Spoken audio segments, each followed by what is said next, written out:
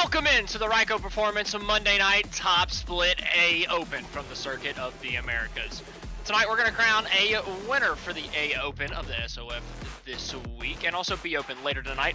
I'm Austin Edstrom, standing alongside Nick Stein, as always, here every Monday night, and we've also got Austin Derbyshire behind the production booth here tonight. I think we're going to jump straight up into the standings.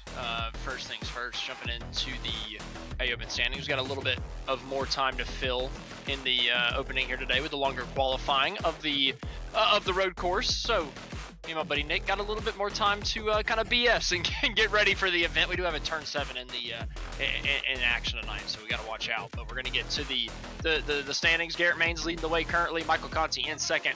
Alex Murray in third. Shane Davids fourth. Sean Conklin in fifth. Paul Bergoli in sixth. Jacob Schneider 7th, Nicholas Roman 8th, Rodrigo Novaes in 9th, and Quentin Warman in 10th. I think we see about 4 or 5 names out of the top 10 on the roster here tonight, so we do have a pretty strong field. Yeah, it's not really a high SOF or a NASCAR race, but it is kind of high when it comes to road, sitting at 2,500 right now. I mean, considering it is a NASCAR event, 2,500 is pretty high for a road course race. Of course, looking at Circuit of the Americas here. I love this place. One of my favorite tracks. I've been there multiple times. Probably one of my favorite facilities I've ever been to. So there is that. But yeah, this is always a fun track. It's tricky. It's undulating. It's got a ton of fast corners, a ton of slow corners, and a ton of just corners that you absolutely love to hate. And this one's going to be a fun one tonight. Yeah, unfortunately, our producer cheaped out on us tonight and did not put in the turn numbers on our little graphic for the Google Earth here today. Typically does it, but he said there were too many corners for a road course, so we didn't get that. So that's a little unfortunate, but a couple trouble spots. Looking down at turn 1, obviously the big heavy braking zone uphill. Going to be tricky on that first start, and then coming down, there's a total of 20 corners on the racetrack, so might get a little hairy in the booth, not knowing exactly the right corner numbers. NASCAR's only been here a couple times, so we might lead you astray with the corner numbers a couple times, but we'll figure it out by the end of the night. Yeah, get some keys to the race here, though, that these guys are definitely going to have to worry about is saving the rear tires. NASCAR and rear tires at road courses are absolute enemies, so if you save the rear tires, keep the car under you, you should have a pretty good time tonight. And, of course, second here, you got to watch for the dive bombs into the hairpins. The hairpins, yeah, they may be slow corners, but they have long braking zones before them, especially in NASCAR. So watch out for those dive bombs. They can happen, and they will happen. And, of course, finally, real fast and real right. Yeah, we're actually turning right tonight. It's kind of weird. It's an odd feeling. Yeah, Nick's not used to it whatsoever. He doesn't like to branch out of his comfort That's a lie. I love road racing. He likes to stay within his own little box and likes to just turn left all the time, but we're going to jump into our broadcast picks, jump out of the box a little bit. I'm going to go with Nicholas Roman. Yeah, I'm going to be taking the number 3 car of Alex Murray. Me and him had a pretty good battle here in a league race last year, and I beat him, so I could say I've beaten the top split driver. Take that, Austin. Well, okay, well, our producer picked Schneider, but I want to point out, do you really think that somebody that lost to a third split guy is going to be able to win a top split race? I mean, okay, I will say later in that league season, he did lap the entire field at Sonoma. So he is a pretty good road racer. But you beat him here. Yeah, because he hates Coda. Well, then why would you pick him? I'm seeing the flaws of my decisions. Yeah, everything that you say digs your hole deeper and deeper and deeper, buddy. But we're going to jump into the schedule so that we can give you a chance to, not dig your hole any deeper. We can start to fill it in with dirt a little bit. As we're going to be at Texas all week, so we got plenty of time to fill it in because he's dug it about 20 feet deep. Going to need plenty of time to fill this thing in. So we're going to be parking it here in Austin, Texas all week on GridVision. Tonight, obviously, the Ryco Performance Monday Night Top Split from, guess what, Circuit of the Americas. Tomorrow night, Champion Power Equipment Truck Series, race number 2 from, guess what, Circuit of the Americas. Wednesday night, Thunderclap iRacing Series. Guess where it's from? Circuit of the Americas. Then on Friday night, we're back here for the Ryco Performance Friday night Top Split. Guess where it's from? Circuit Wait, don't tell me. The Americas. Is it really? I thought it was from Circuit of the South Americas. Okay, that was a dumb joke. I'm sorry. I didn't think you were gonna continue to dig your hole any deeper after I broke that. Okay, yeah. And you came back. with the Yeah. worst. This is gonna be an interesting night. I can already tell. And dude, like, road courses can get spread out. We learned this at Indy last year. It turned into a meme to where we were joking around about a turn or two, and it's because it gets spread out and people just make mistakes. And we haven't even gotten to the racing action yet, and you're already losing your mind. Yeah, and here's the funny thing. There is a turn 7 here at Coda. Obviously, Nick, there's 20 turns. But anyway, there is a turn 7 here, and of course, it's one of the trickiest S's out of the entire S's, so... This is going to be a fun night. This is going to be a fun night. I can't wait. Turn 7. There's turn 7 right there. You see that little turtle sausage curve there, that little yellow thing? Little turtle sausage curve. I bet you money at least 4 or 5 people are gonna spend off of that. I don't know why I did that, but I don't know either. I don't know what you're on right now. Oh boy, this is gonna be a very fun night. Yeah, especially with you being an idiot like normal. Okay, and you're being an idiot like unnormal, so it's double idiot dose. Yeah. Okay. Yeah. The viewers are gonna have a great time tonight then. If Let's they get go! double dose of idiots, because it's a road course, baby. We're being off the wall. We're surprising everybody. Like, yeah, here's the thing. Come race time, I'm actually gonna be competent. Well, since we've got plenty of time with the pace lap here at Coda, and we know, we kind of been dogging on the, what would I say, the performance here up in the booth and behind the production booth. But someone who has a lot better performance is Ryco Performance. And at Ryco Performance, they're more than a setup shop. They're a performance provider preparing you weekly with data and setups to get you ahead of the curve on the competition. Whether you're a seasoned sim racer or a weekend warrior, our cutting-edge data packs and one-on-one coaching sessions are tailor-made to push the limits of yourself and your virtual race car, giving you the winning edge you crave. For more information, visit us at ryco-motorsports.com, where we build champions and deliver results.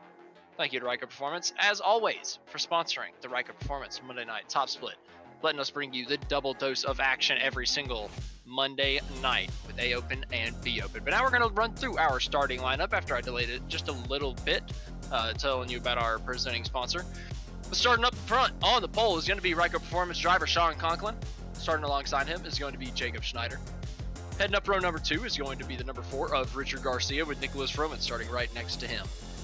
Luke Nord's going to start in the 5th place position with James Houghton in 6th. Cody Richardson's going to be starting in 7th place with John Payson in 8th. Spencer Torrance is going to be starting in 9th with Andrew Coatscoat running out the top 10. Alberto Alvarez is going to be starting in 11th place tonight with Matthew Martell in 12th position. David Henger is going to be in 13th with Nathan Solano in 14th position. Jay Becker in 15th with Kevin Chalk in 16th. Sanders Linker in 17th with Alex Murray in 18th. Eric Sloan in 19th, and Eddie Kern are going to be running out the top 20. 21st is going to be Jerry LePage with Lawrence Shaughnessy in 22nd, Joshua Watson in 23rd, and Joseph in 24th. No cautions here tonight, so everybody here at the back of the grid really going to have to charge hard to give themselves an opportunity, but we're going to send it to a commercial break right here, right before the start. Stick with us. We got the start on the other side.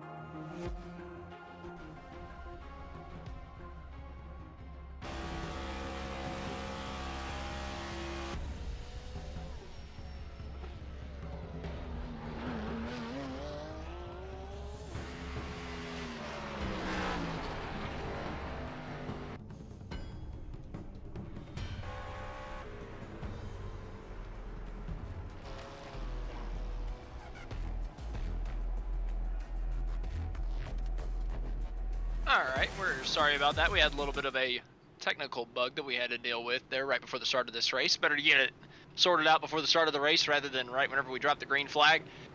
23 laps of green flag action guaranteed to you here tonight in the A Open. Then we've got 22 more on deck for you right afterwards with the B Open. So looking forward to this one. You got to know we've got a pit stop on deck at some point here tonight. With the A Opens, we are just about always guaranteed a pit stop, so feel like that's on deck. Don't quite know the fuel mileage, but got to think everybody's going to come down and just get a splash of fuel at some point. Yeah, the fuel window is going to be about 18 laps here, give or take. Kind of sort. Well, there you go. That's exactly why we have you along, Nick. Typically, you're good for nothing, but just whenever we think that we're going to have to ship you out, you come back and give us a reason to keep you. Oh, thank you.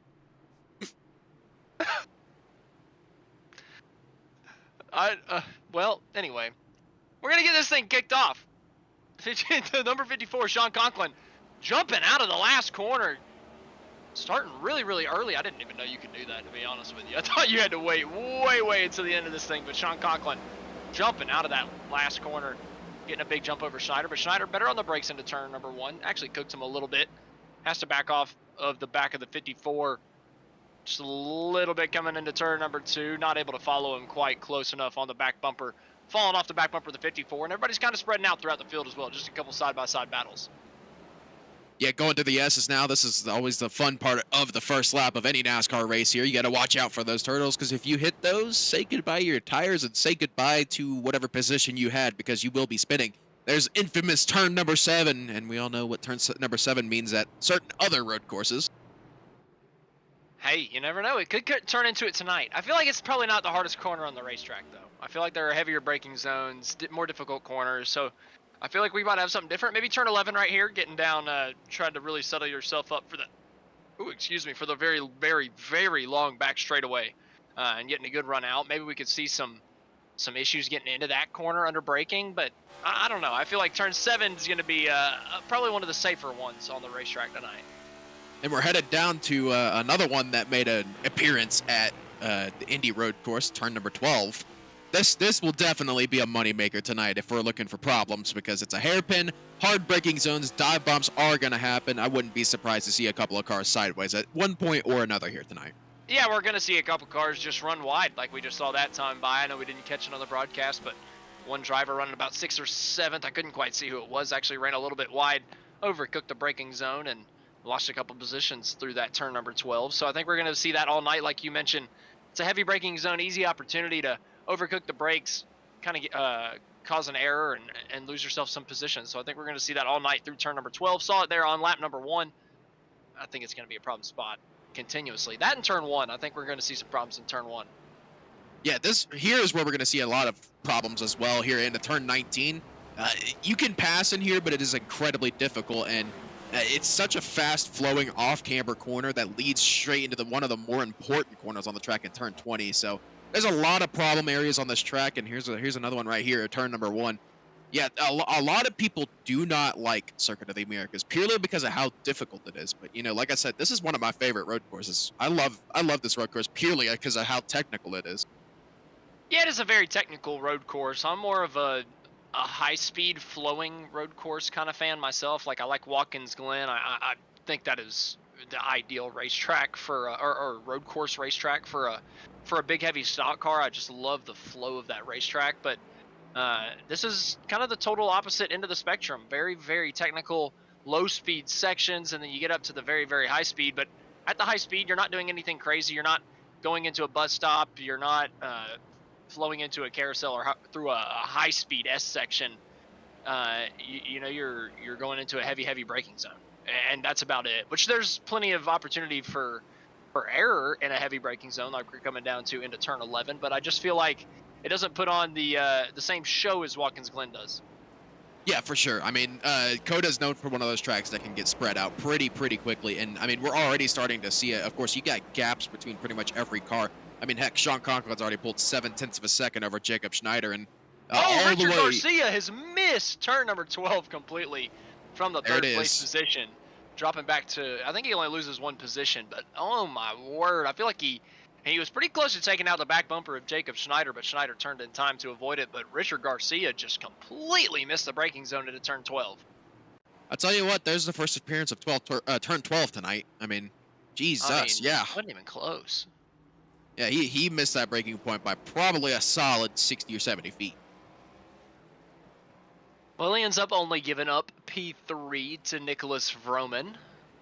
Easiest position change Vroman will ever encounter on his time in the iRacing service.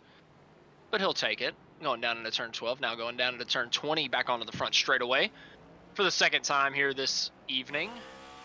3 seconds behind the race lead, so he actually lost a good bit over Sean Conklin that time. Sean just running good lap after good lap. Really consistent from Sean here over the course of the first 2 intervals around.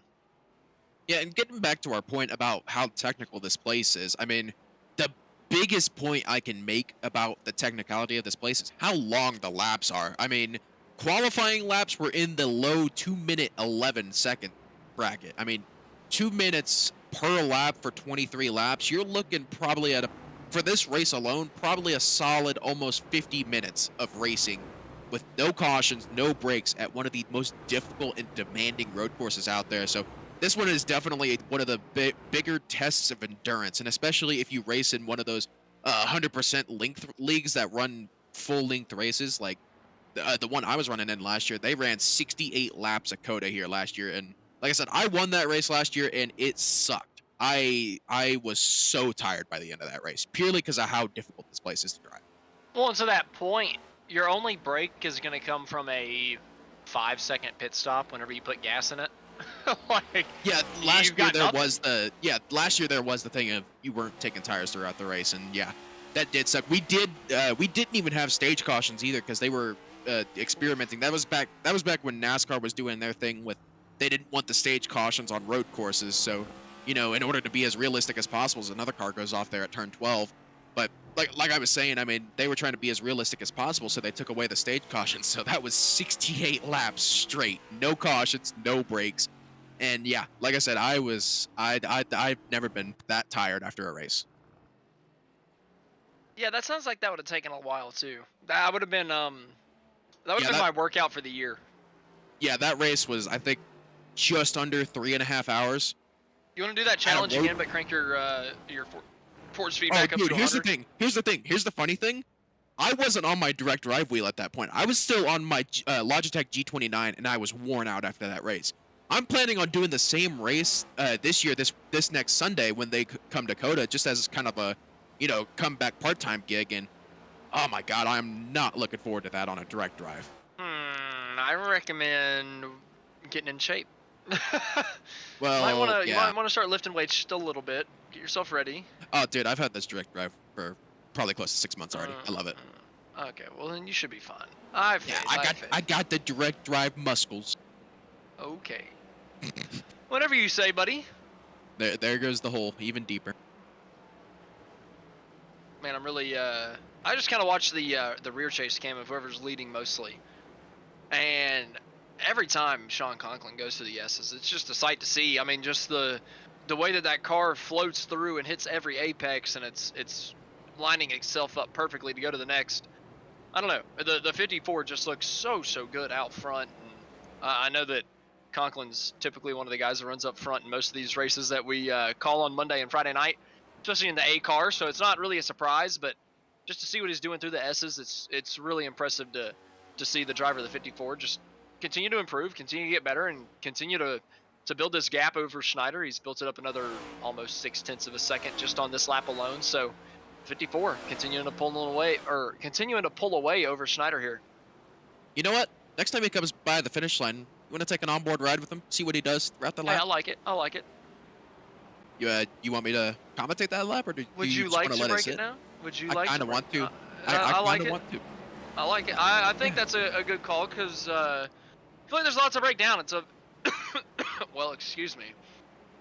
It's a very long racetrack. I feel like there's a lot of nuances to all the different sections on this whole course. So I feel like getting a bird's eye view from the driver's seat of the 54 would probably be the best bet.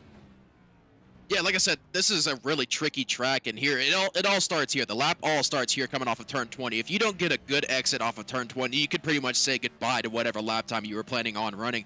I mean, that last lap there was a 2:11.5 for Sean Conklin on lap number 4. Coming up here into turn 1, you want to be on the brakes as late as possible because it is uphill, straight uphill as soon as you hit the brakes, so you could brake a lot later than you normally would. Don't hit that apex too hard or else you will start bouncing and you will spin. Coming down through turn 2, this is a much trickier corner than it looks like. You really want to try to keep as much gas on as possible in here. You want to use all the track through the S's without hitting those turtles. You hit those turtles, like I said, say goodbye to whatever tires you have, whatever track position, because if you hit them, you're spinning. Once again, using all the track that you can through these S's, just use every bit that you can get. Any bit of track that you can get is lap time. That's grip. That's whatever you can think of. And in here, turn 7, don't hit that turtle sausage curve there. It will hurt. Coming down into turn number 9 here. And then that's just a quick little kink right there, and then headed down into turn number 10 here. Another hairpin that leads on to the back straightaway. Probably one of the more important corners here on Circuit of the Americas is it leads onto this long back stretch. If you don't get a good run out of turn number 11, turn number 11, you could be susceptible to dive bombs down into 12. You could just get passed straight up going down the straightaway. And then now coming down into turn 12, another heavy braking zone. You want to be on the gears as quick as you can, down all the way into first gear. Once again, don't hit that curb too aggressively, or you'll get that happen. You'll get a little bit of a snap oversteer from the car, bouncing a little bit too hard. Turn number 13, don't hit that sausage curb hard either. That's a big time key here with the Cup car at road courses. Don't hit the sausage curbs. They hurt. They really do. Ask me how I know. But that was the little Mickey Mouse switchback section there. Now into 16, 17, and 18. This is, of course, based off the Istanbul Park circuit, because I've driven this track a lot, Austin. Thank you. Like I said, 16, 17, and 18 based off the Istanbul Park 7, 8, 9 complex, and then down into turn number 19. Off camber, really kind of quick, and the car will step out on you if you don't get it good enough. And then, of course, finish off the lap. Turn number 20, one of the more important corners on the track, as I mentioned, to start the lap, and that's going to be a lap of the Circuit of the Americas. That was really good. I don't even know I'm here. Oh my god, dude. I need a breath. See you later. No, for real, that was a good analysis, except for you said turn 9 was turn 7. Oops. Yeah, man, you can't be making rookie mistakes like that. I expect better from you. I mean, to be fair, I'm kind of a rookie. This is still my first year of commentating. I expect you to be better. We hire the rookies and expect them to be veterans. Ah, so the Chicago Bears strategy. Yeah, and it hadn't worked for us either. I mean, I'm here, so that tells you anything. That is muy tragic. Yep, it's a tough life over here in the iRacing broadcast business. Just not much talent to go around, unfortunately. It is a very cutthroat business here. Yeah, it is. It's everybody's fighting over the same D-tier talent. Go with FP for you. Oh. Ooh, shots fired. But looking at this battle here, this is Alex Murray going for 6th position there on James Houghton. Down into turn number 11. Of course, Murray, easily the biggest mover of the race so far. He's gone from 18th to 6th since the drop of the green flag. Or 18th to 7th now that he got past him. Yeah, and I think Murray's going to get this move done. It's just Houghton was able to get that good run out of turn number 11 on the outside, get the throttle down a little bit earlier, wrapping it around the outside. Murray, I thought was maybe going to dive it in there, thought better of it. Oh, it's just actually because the 41 drove it way off the racetrack. Alex Murray able to take the position, excuse me. Not quite able to get the move done completely, though the 41 fighting back on the inside. Houghton not making it easy on Murray, but Murray's got the preferred groove here through the double apex, double left-hander. Oh, he locks it up, really wants to take the position.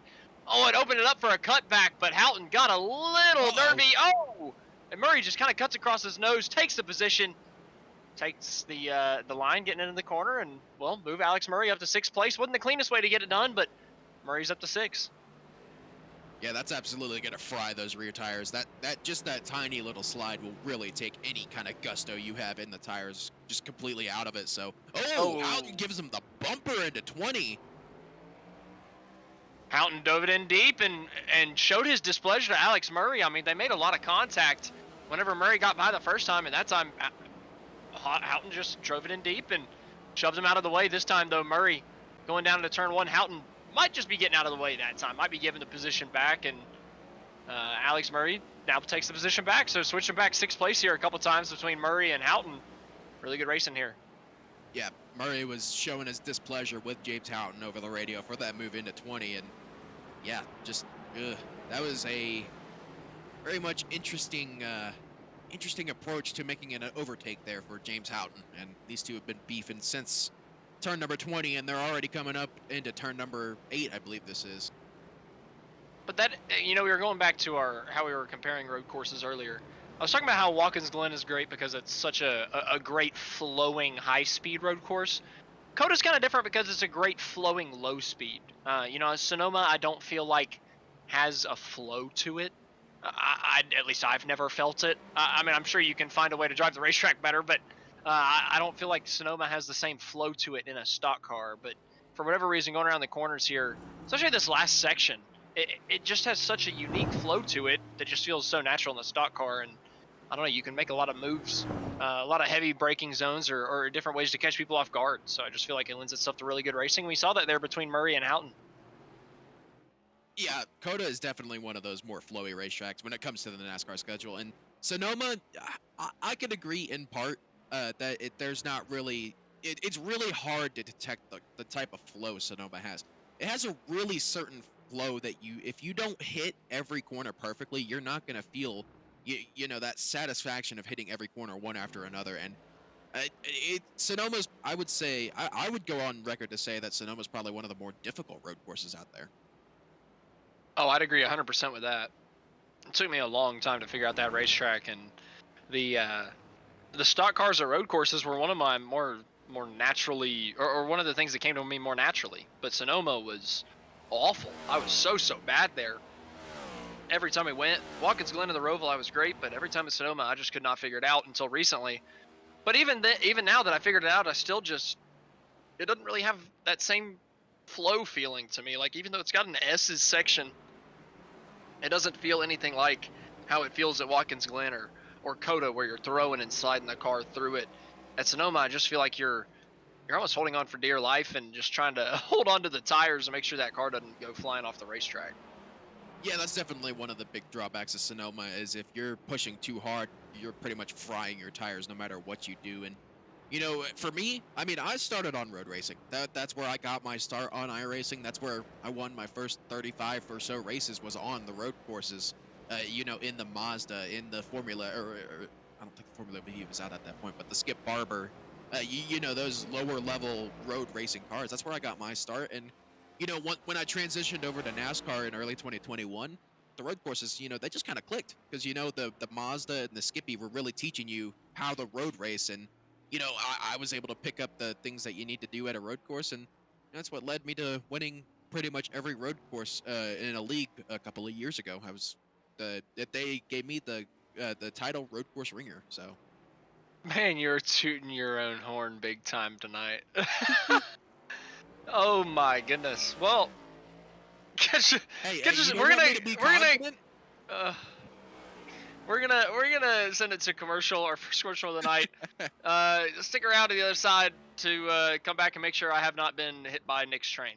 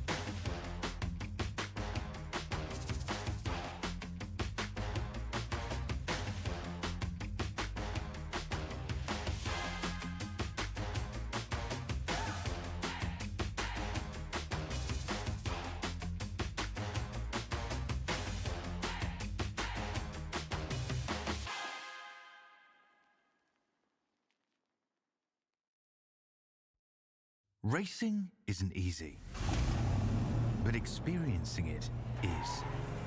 iRacing puts you in the driver's seat with the industry's leading sim racing game. Drive on laser scan replicas of the greatest racing circuits from around the world. Go head-to-head against other drivers chosen by skill-based matchmaking to ensure competitive racing at every level. Compete across all your favorite series. In officially licensed cars, engineered to deliver the most accurate driving experience possible.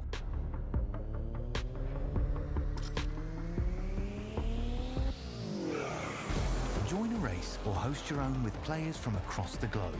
Race against the computer or in a league with friends. Feel the thrill behind the wheel.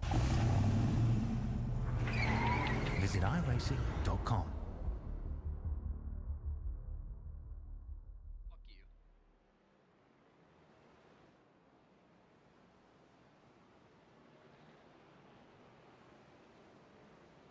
Welcome back to the Ryco Performance Monday Night Top Split.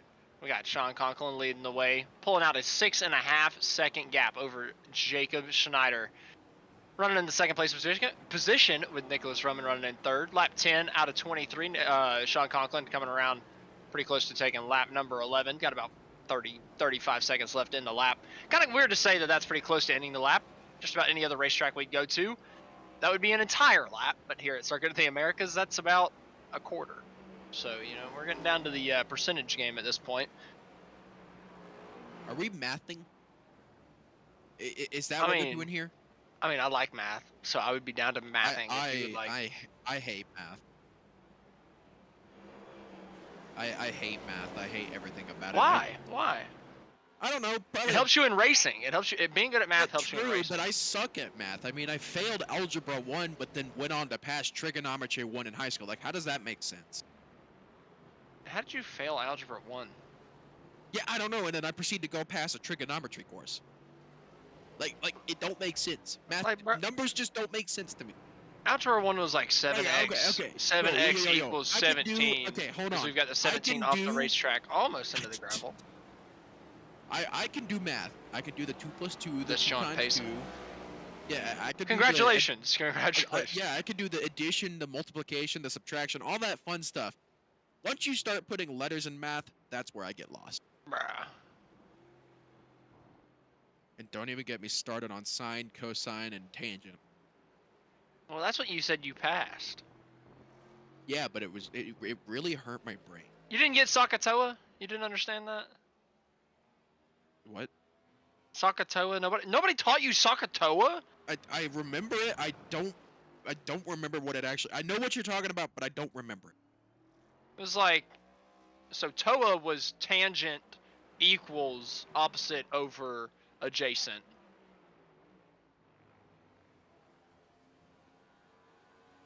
Two times B equals 6. What is B?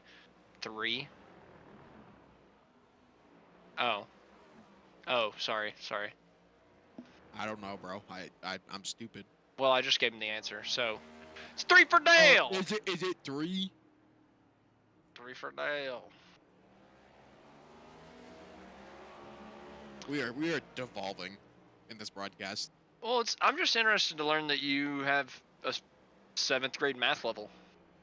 I don't have a 7th grade math level. I just freaking hate algebra. Like I said, I could do multiplication. I could do all the basic math. You know, the addition, subtraction, multiplication, division, all that fun stuff. I could do that. As soon as you put letters and words into math is where I get confused. I mean, I can understand that. I started feeling that way whenever I got to like Cal 2. I was starting to get really, really, really freaking confused. Differential equations kicked my butt. Yeah. I would be interested to see if you could handle that at all. Yeah, no, I doubt it. I was gonna say that's why I'm glad my my major in creative media industries does not require any math whatsoever, because I would be a failure by now. Oof. Yeah, I failed differential equations the first time through and went back a second time through a community college. Very smart decision the second way through. Yeah, I'm on my second attempt at college as well. Because, you know, I thought computer science would be a good idea until I realized how much math was involved in that. It was a very classic iRacing road course race where the commentators have devolved into talking about their college education. Yeah. Riveting gameplay, and we're at the halfway point. Big talking point so far. Alex Murray, up from the 18th place position, now running 4th. 18 seconds off the race lead, but really healthy charge there from the driver of the 3. Looks like the 22 on there, but 3 in sim. Alex Murray doing a great job. Yeah, he's, like I said, he's one of the biggest movers of the, or he is the biggest mover of the race. I actually started 18th position tonight, and it's up to 4th, so he's made up 14 spots tonight. See, there's that quick math. Told you I was good at the, you know, just the numbers in math. I really wish I was paying attention so that I could poke holes in it, but I wasn't. Ha. Take that, meanie. I deserve that. Yeah, you did. It was heartbreaking, but I really do. You hurt my feelings. You probably deserve that, though, to be fair. Yeah, true. I mean, I've said some very mean things to you off air, so. Exactly. And I don't complain about it. Well, I might a little bit, but you know, we're still here. Barely. If we want to get back onto racing sometime this broadcast, I think we should be coming up to pit stops here within the next 4 or 5 laps would be my guess. These guys have got 13 laps on the tires and on the fuel, so, and I think if I'm not wrong, I could be totally wrong and I could be thinking of the wrong race here, but I do think fuel window is at 18 laps. So what lap do you want to bet the first guy in the top 5 comes down pit road?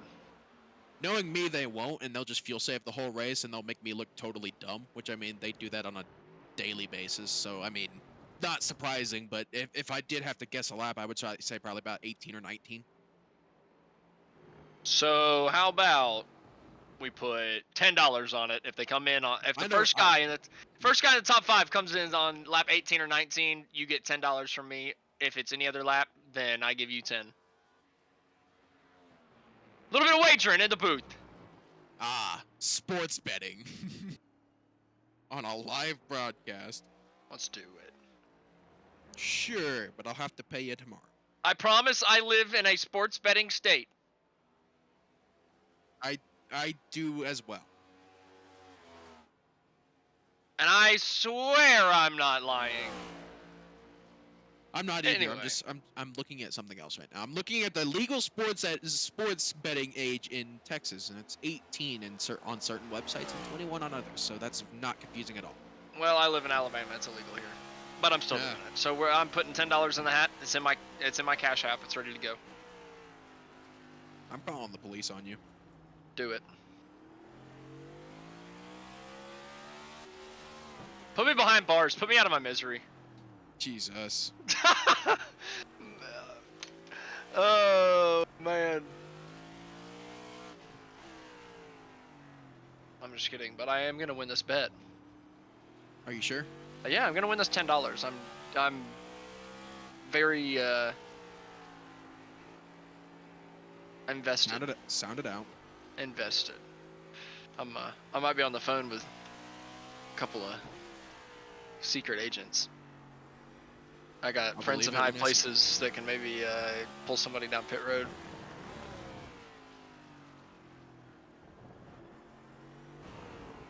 I'll believe it when I see it. It'd be funny if somebody would actually do that and potentially sacrifice their finishing position just so I can win $10 on stream. I don't think it's gonna happen. You act like any of these drivers are actually watching the stream right now while racing. Hey, no. They're all watching. They all have it propped up on their second monitor, on their phone. Everybody up here is. I mean, especially because we're not talking about them whatsoever. They're really invested. Yeah.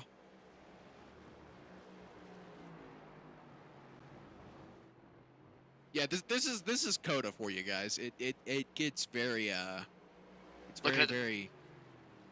We're looking at the drivers for the top 5. We're looking at when they come down to pit. He said lap 18 or 19.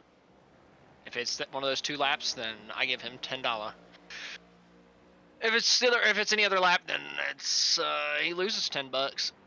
So I'm really hoping they start pitting here in the next couple laps. I'm looking at you, Richard Garcia. Come down pit road. Take a splash of gas. He, in fact, will not take a splash of gas. I want my $10.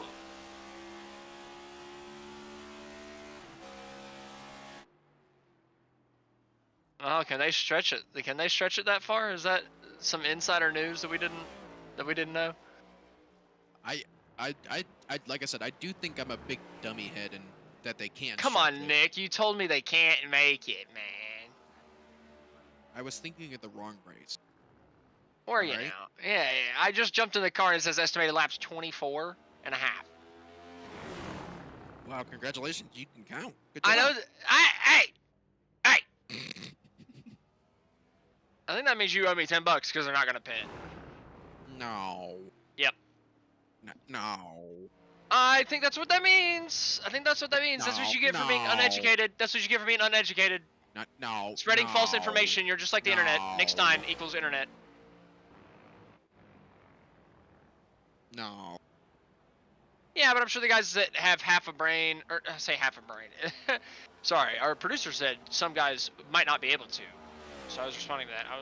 I'm thinking anybody that has thought it through whatsoever has thought, okay, I can't push 100% from the beginning of this race. So I think a lot of these guys up in the top 5, top 6, top 7, probably all of them, if not all of them, a very high majority of them are going to be fine on gas if Sean Conklin's going to be fine, which we're seeing from their team owner there in YouTube. Yeah, so I am big dumb. Yeah, that makes sense. One more step one step closer to kicking your ass out the door. That's illegal. Is it? Yeah. This isn't TV.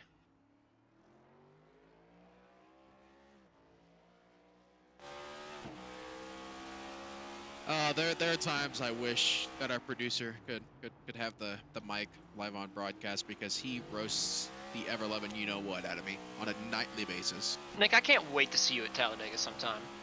And if I don't ever see you at Talladega, I'm coming to Texas. I'm coming to You know Coda. what? I hope that we get to meet when I go in October. I can't wait. Oh, I'll be there. I'll be there all weekend. We'll have an opportunity. I plan to be there all weekend too. I'm gonna be camping in the infield. Gonna be camping with my best friend Brandon. That's what I like to hear. It's a hoot and a holler. Looking at Shaughnessy here on the racetrack.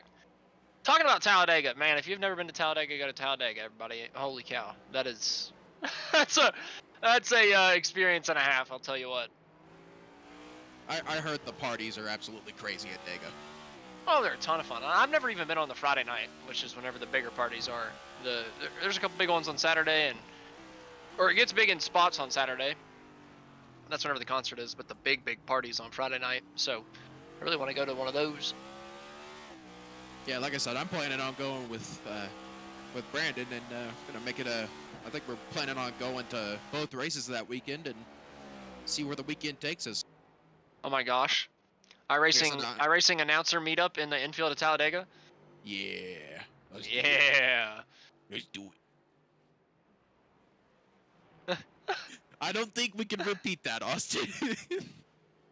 Show me. No, we don't need to repeat it. Show me the money! There you go. That's totally what Darby said. Show me the Totally. money. Yeah, sure. Show me the money and clean your butthole. Okay, there it is. Oh my gosh. Oh, I fit it in. I managed to fit it in. Oh my god. That's what he said. And we're going to send it to commercial break. Okay. Be sure to stick around to the other side to see if you can fit it in.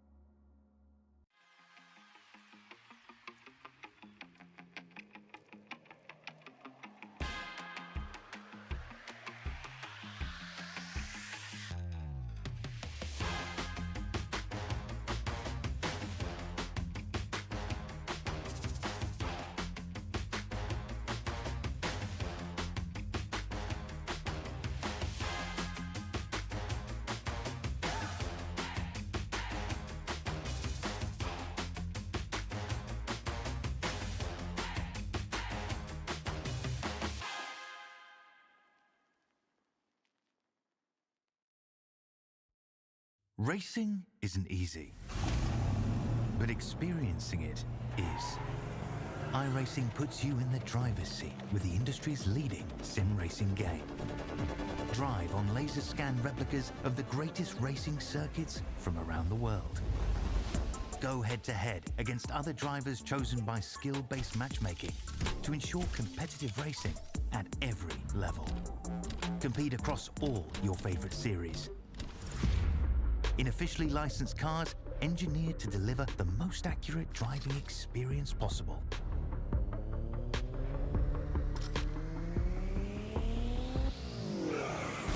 Join a race or host your own with players from across the globe. Race against the computer or in a league with friends.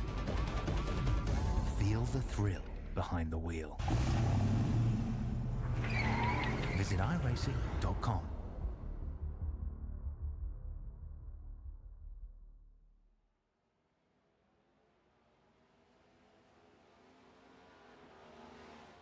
Welcome back to the Ryco Performance Monday Night Top Split. We asked the question before the break. After the break, we found out it did not fit for David Hanger or Nicholas Roman. Both of them running wide. We're going to take a look at the replay of both of those after we get a look at this side-by-side battle between Roman and Garcia. Looks like Roman's going to edge him out here at the beginning.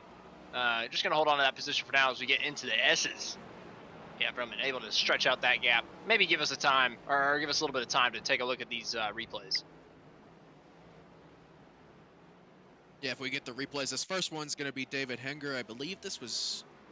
Yeah, this is going down into the... I believe this is the backstretch chicane. No, this is turn 17 here. He just gets turned. Unfortunate for that 6 machine. Lose him a little bit more time. And then the second replay is actually right before we came back from commercial. Roman goes deep into turn number 12 here, and this is what loses his third place. This is what allows Alex Murray to take that third position, and that's what led to that battle between Garcia and Roman. If he went deep, that would imply it did fit, but he went off the racetrack, so it didn't. So I'm a little confused, but Roman able to hold on to that 4th place position after that. Oh, I need to get back on track. Just like Jesus, this is what you need. The 6 of David Hanger getting back on track as well. And now we're back to the live action. Sean Conklin just stretching out that gap lap after lap, up to 12 seconds over Jacob Schneider. They're fighting a little bit further behind. Alex Murray, after he got past Vroman, is skedaddled into that 3rd place position. Vroman still fighting for that 4th place spot over Richard Garcia. Cody Richardson not too far behind either, and if they start fighting, then Richardson could really get into this fight here. Yeah, that's one thing about this race, and especially about Coda, is how spread out each driver could get. I mean, between Sean Conklin and Jacob Schneider is over 12 seconds, and then from Jacob Schneider back out to Alex Murray is again over 12 seconds, sitting right at 13 seconds here.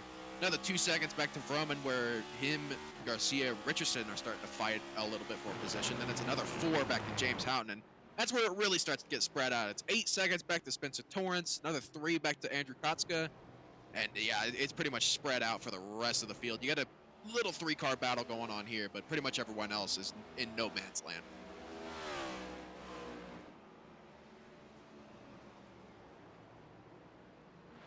Absolutely stunning camera angles from our C-tier producer there. Wow, it's spreading, it's spreading. Typically, I'm the only one that does that. I can't believe this. Hey, typically, Brian's defending him. Typically, Brian's defending him, and you're kind of like laughing, egging me on. But now you've joined in. You've joined. Like it's like I've got a little sidekick buddy. Yeah, the peer pressure totally didn't get to me. The screw up producer team. You are my Robin. No, I'm the Batman in this scenario. I was here first. I was here first. No. Yes. You're out of your mind. No. You're out of your mind. No. You're out of your mind. We're losing our minds. I swear this happens at every road course. We just every road course and every short track, we just go absolutely off the deep end. It can just kind of get like that sometimes if the race for the lead kind of peters out, especially at the beginning, and then it just kind of stretches. Like, yeah, and it's not like too much has happened for second. We've had a little bit of a fight for third, but that ended with Roman missing the corner. So,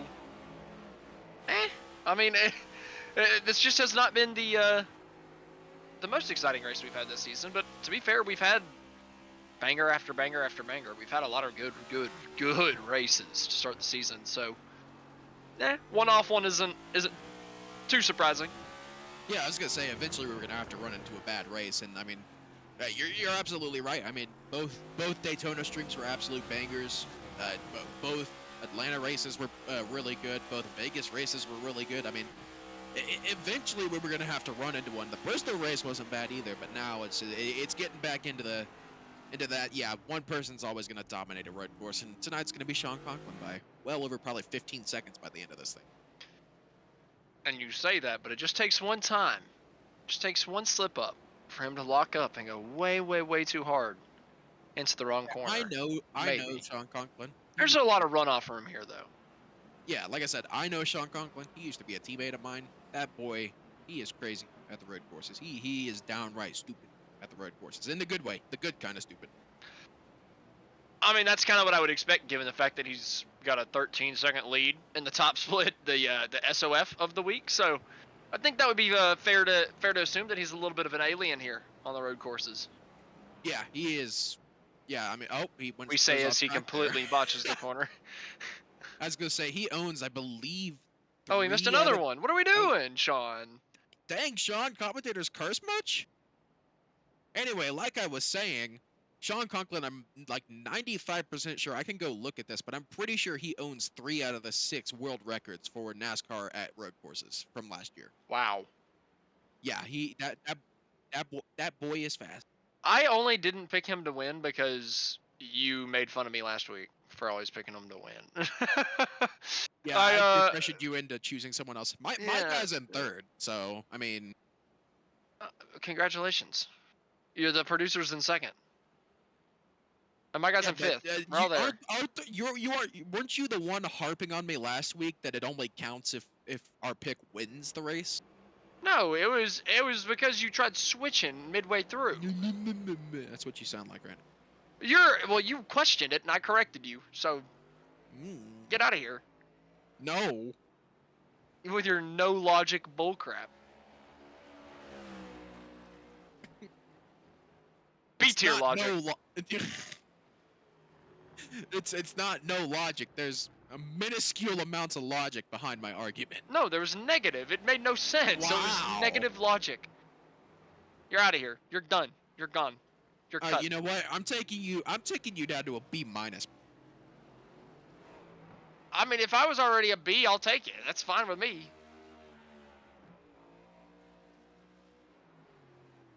Yeah, B- commentator. I'm a B walking around C's. What up? Oh wow! Surrounding yourself with people lower than you to make yourself look good. Wow! Look at this guy, guys. At least you admit that you're lower than me. Yeah, I have like no experience. Not, buddy. I've been doing this since August. I feel you. Oh, they ain't going around. That was that a replay? Yep, it was. Yes, that was. Sean Conklin, we're trying to go around him. Wow, Wow, the Alabama accent coming out. The banjo was coming out really bad right there. It was deep in the lungs. It was stringing. Somebody was strumming that thing. Strumming that thing. Sean Conklin coming around. Around that old carousel. I'ma turn some butter.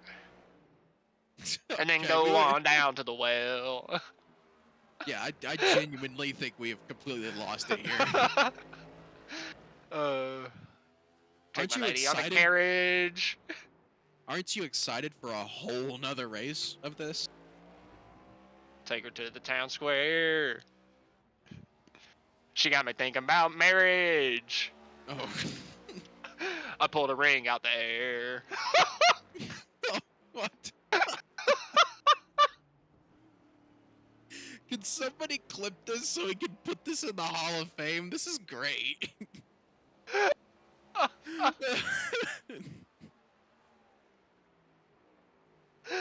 I'm going back and listening to that for sure. Yes, please just grab a clip of that, and we're just gonna put it into our Discord and just like pin that for all the glory. that last just what was it? What was it? 5 minutes was perfect. Was I don't know beautiful. what's going on. We still have a whole other break. Yeah, I was gonna say if we're already this nuts, not even finished with the first race, what's gonna be in the B Open race? But that's what scares me. NASCAR road courses where the commentators lose their minds. Let's be honest with ourselves. We lose our minds every week. That's true. We're idiots. We're degenerate. Welcome to Dumb and Dumber Recast. Except we're the guys that failed and we weren't able to make the final cut. So does that mean that we were the smartest idiots? Maybe? Because we didn't make the final cut of Dumb and Dumber? To be fair, we did have a lot of competition for that. I don't know, man. I feel like we're dumber than that. I feel like we're dumber than that, though. We can get dumber than that, but I mean, typically it only comes out on Monday nights. yeah. Typically, whenever we're watching race cars go around in circles. Except now we're watching them go in squiggly circles.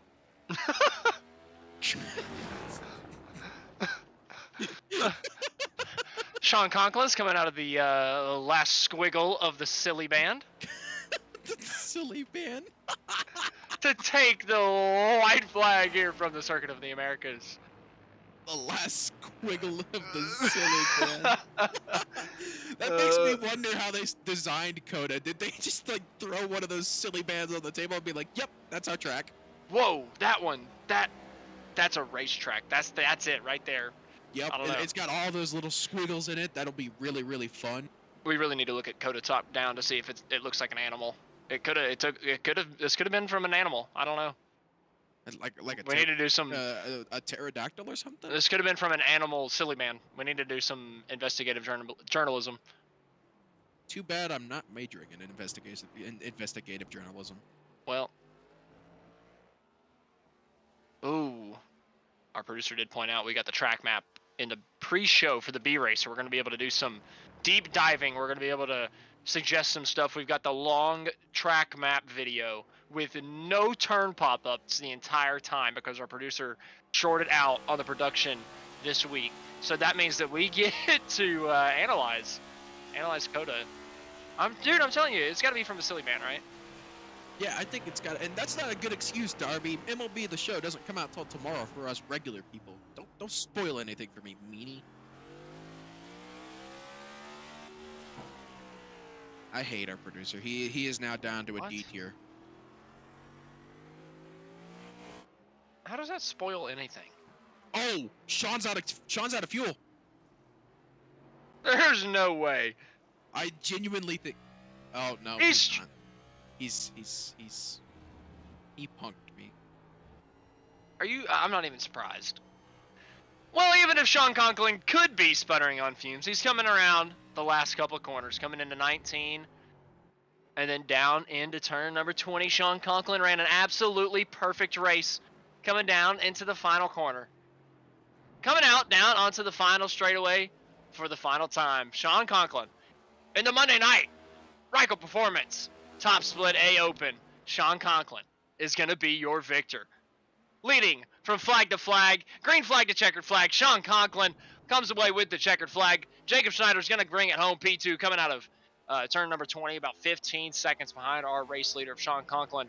Alex Murray coming from P18, going to drive it all the way up to the third place position.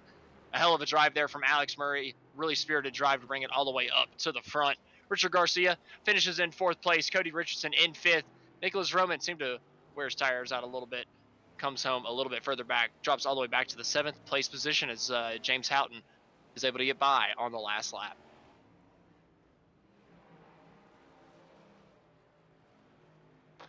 Roman's out of gas, actually, as we look at him on the start-finish line, getting a push. I don't know if he's not actually...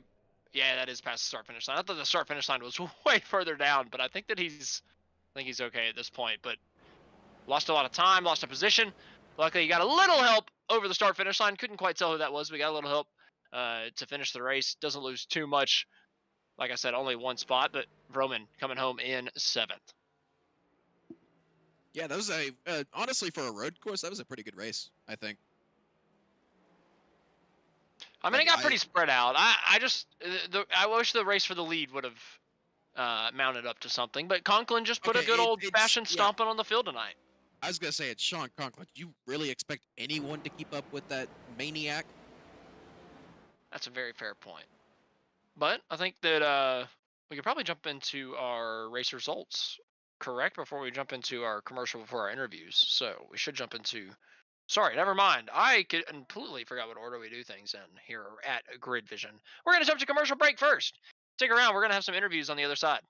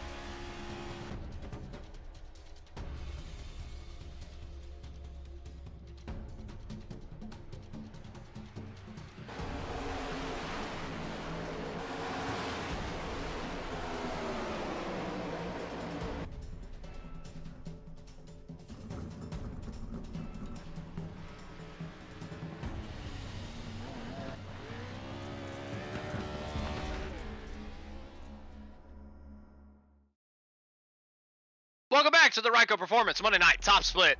We just got done with the A Open race from the Circuit of the Americas. We had Sean Conklin bring home the W with Jacob Schneider in 2nd, Alex Murray in 3rd, Richard Garcia 4th, Cody Richardson 5th, James Houghton 6th, Nicholas Roman in 7th, Spencer Torrance 8th, Alberto Alvarez in 9th, and John Payson in 10th.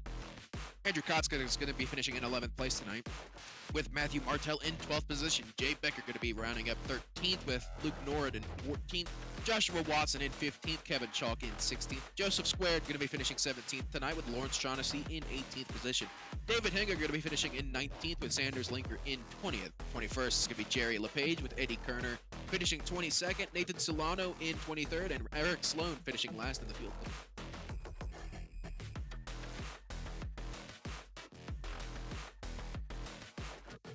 Well, we're going to end off the A Open portion of the event tonight with a trio of interviews, all from our top 3 finishers here tonight. First up, we're going to pull in Alex Murray, who's going to get interviewed by my good buddy Nick Stein. Alex Murray, you got a copy? Gotcha. Biggest mover of the race tonight, 18th to 3rd. What did it take? I know how hard this place is to drive. What did you have to do to survive mainly the chaos of lap 1? Just be the one creating the chaos, honestly.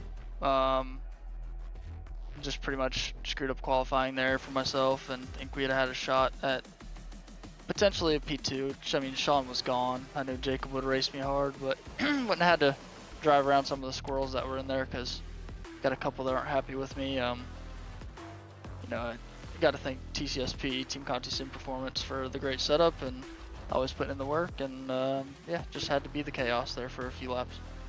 Yeah, we saw that incident with James Houghton there in that race. I mean, what was the deal with that? I mean, there was a little bit of contact between you two through turns 12, but was there any reason as to why he was so mad, or was that just him kind of retaliating for what happened in turn 12? I don't know. He screwed up the S's and I barely touched him, and you know how he is. He just doesn't care and he'll wreck you for no reason. So that's him for you. But I raced him clean. I barely touched him and he tried to wreck me. So you guys see who the better person is here. Okay.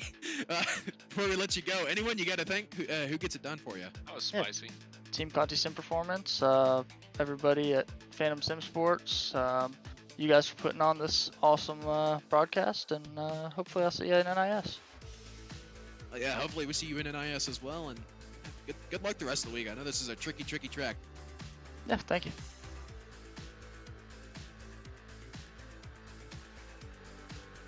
All right, that was Alex Murray, our 3rd place finisher. Next up, I'm going to interview Jacob Schneider, who finished in second. Jacob, really wasn't too much going on for you tonight. It felt like it was a pretty quiet race for you in the second place spot. Maybe a little bit of action earlier on in the event, just switching back second a couple times maybe. But what were you thinking through the middle portion of that race? Did you think you had anything to maybe run up and catch Sean at any point?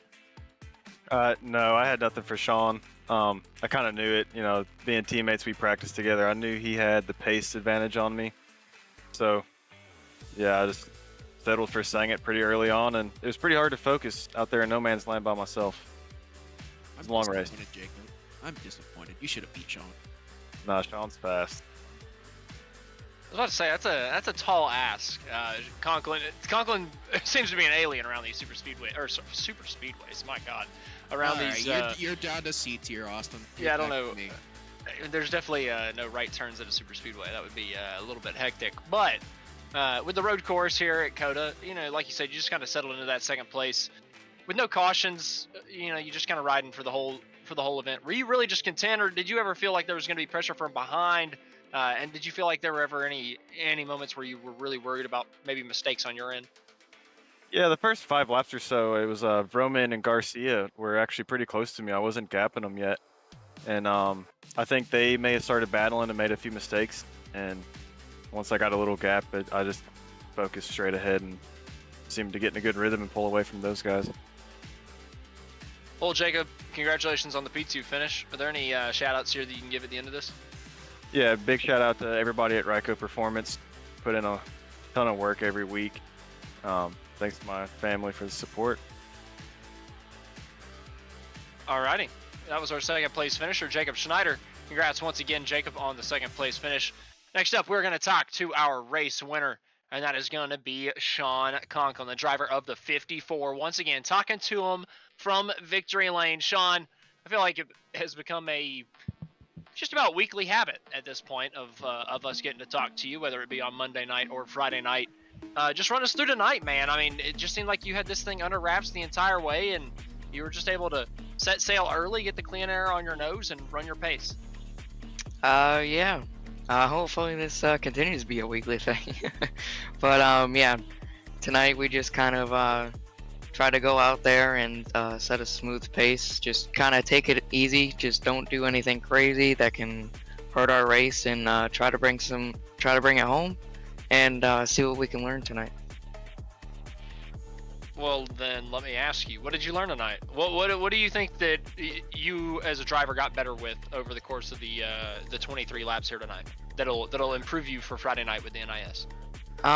We definitely need, like, I think at the beginning of the race and just throughout the race in general, like, if you slide these tires, it's like you're not done, but like it's hard. It takes a while to get them back, and you will go slower for a few laps. And I definitely had that a couple times. You really can't slide these, and you got to be really careful, especially at the start. I think I went a little too hard. I think we could have kept the tires on it for longer before we started the fall off. But yeah, Friday night's NIS should be good.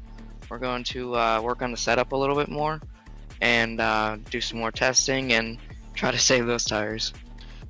Well, Sean, congrats on the win tonight, and good luck on Friday for the NIS race. Looking forward to seeing you in that one. Are there any shout-outs here that you can give? Yeah, gotta give a huge shout out to Ryco and Ken. Put a lot of hours into this set, and looking to put some more into it. Try to make it better for Friday night. Well, congrats again, once again, Sean, and we're looking forward to talking to you pretty soon, I'm sure. Thank you. Alrighty, that was our race winner, Sean Conklin. That's going to do it for our first race here of our 2-race doubleheader. I don't really know why I said 2-race doubleheader. That's what a doubleheader means, you double dummy. But I've been one half of your... You said it, I did. I've been one half of your double dummy in the booth, Austin Edstrom, the other half, Nick Stein. Signing off for the first race. We'll be back for race number 2 in just a few minutes.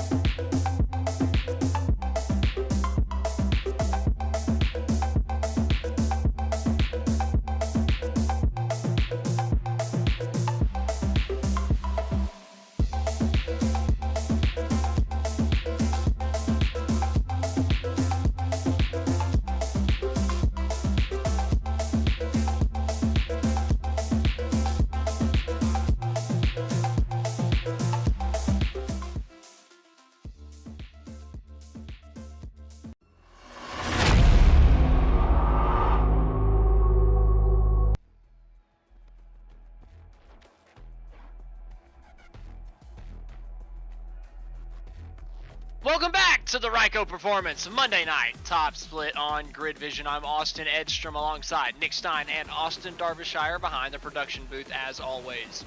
We're here for one more race on the evening here on this beautiful Monday night at the Circuit of the Americas. We got the Xfinity cars coming up for you. 22 laps. Just had a 23 lapper where Sean Conklin led, wire to wire.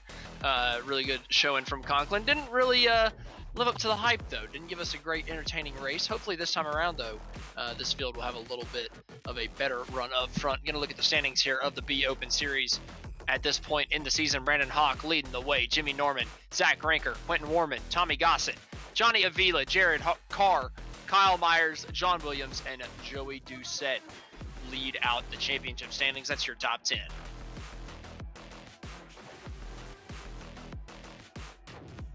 Looking at Circuit of the Americas here. Of course, we got to see this earlier in the A Open, and we said we'd do some a little investigative journalism. What animal is this? What silly animal man? Is this? What silly man is this? That definitely looks like a silly man. That's a kangaroo. Sure, we'll go with that. That's a kangaroo with a really long head. Yeah, It's a definitely kangaroo with a really long head. Really, that's an Enderman kangaroo. Enderman kangaroo. Yep, it's got a tiny little body, little legs, like a. It looks like Meowth legs. With the, Okay. and big head with big bunny ears. Maybe it's a little bunny with big ears. Little bunny, big ears. That's what it is. Looks like Phineas. Looks like Phineas with big feet and a big old head. You concern me on multiple different facets. As the camera was turning, my imagination grew, and we're gonna have plenty of opportunity. Oh my god.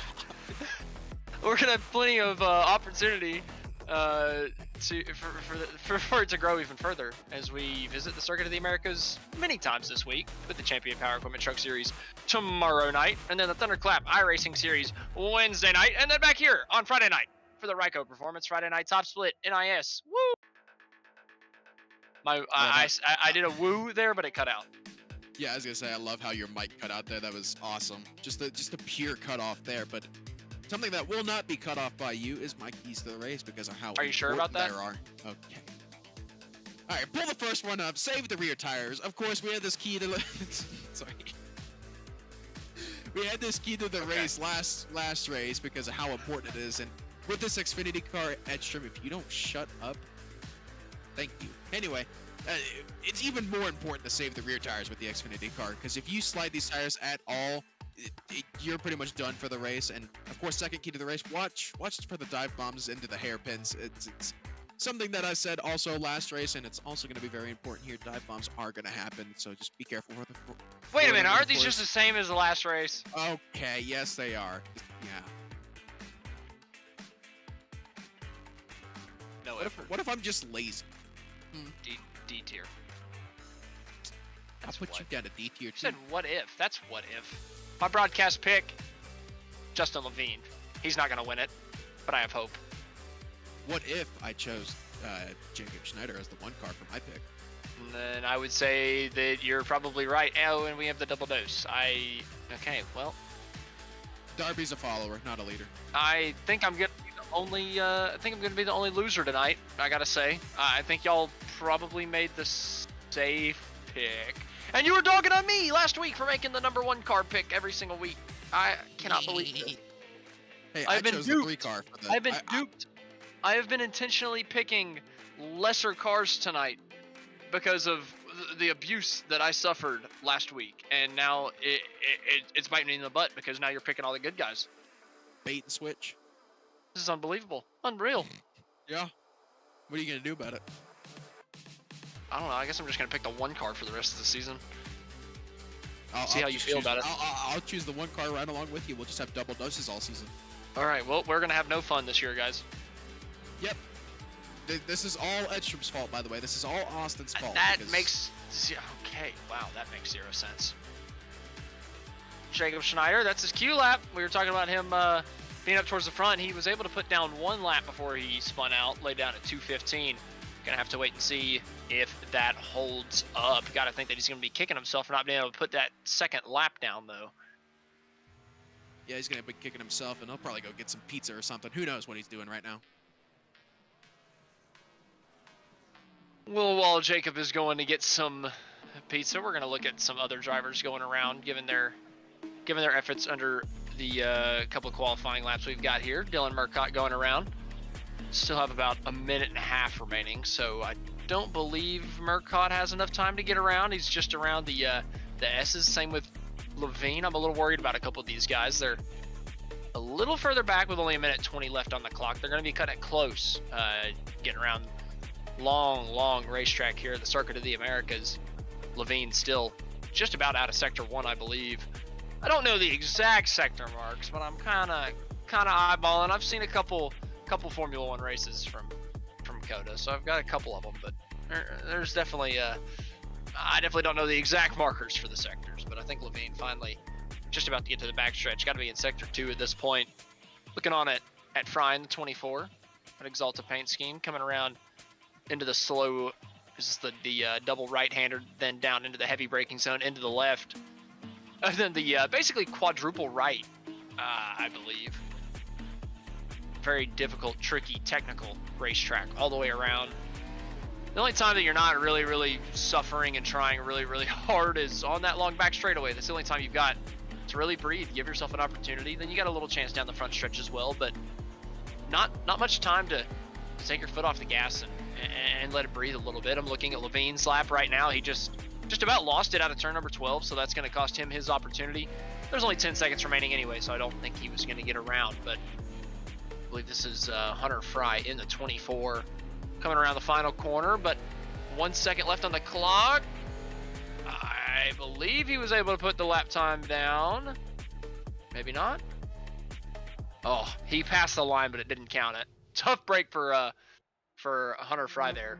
But we did get a couple guys putting in a qualifying lap, and a couple guys did end up beating Jacob Schneider, who was not able to put down that second lap. So we are going to get a look at that starting grid for you real quick. Starting up on the pole is going to be Quentin Warman. Joe Armstrong going to be starting on the front row as well. Both of those drivers were the only two that were able to break through. Jacob Schneider in third, Dylan Murcott in fourth, Dustin Tank in fifth, with Hector Colazo in sixth. Justin Levine starting in seventh, with Ty Rose starting in eighth. DJ Luna is going to be starting in ninth place with Hunter Fry in 10th. Philip Grunner going to be starting in 11th position tonight with James Holter in 12th position. Justin Dumas going to be starting 13th with Tobin Keefe in 14th position. Matthew Schneider going to be starting in 15th with Jacob Simpson in 16th. Randy Richard in 17th. John Meeks in 18th. Christian Perkins in 19th. And Jace Halter in 20th. Scott Drexler is going to be starting in 21st with Blaine Davis in 22nd. Anthony Carter is going to be starting in 23rd with Tom Ringer in 24th. And James Halter is going to be rounding out our 25-car field, our lone car on row number 13.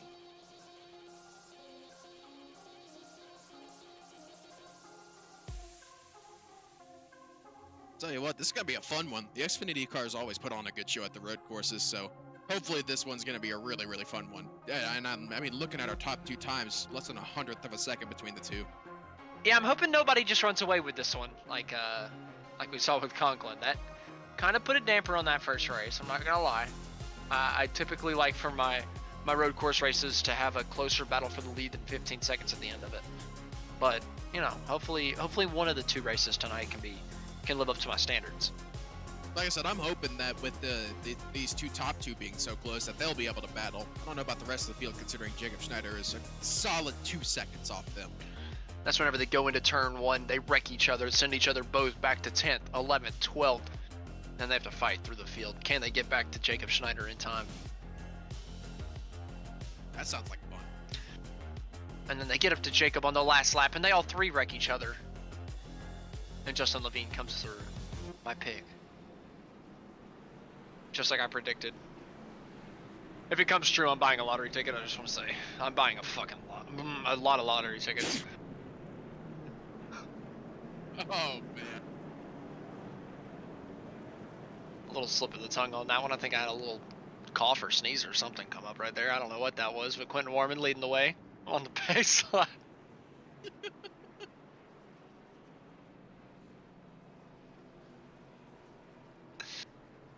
I might be unemployed, so I might need a lottery ticket.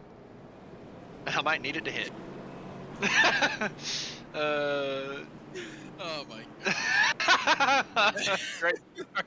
I'm trying Oh to boy. bring attention to it, but it is real hard not to. We still got the whole race, baby. We ain't even started. Oh boy.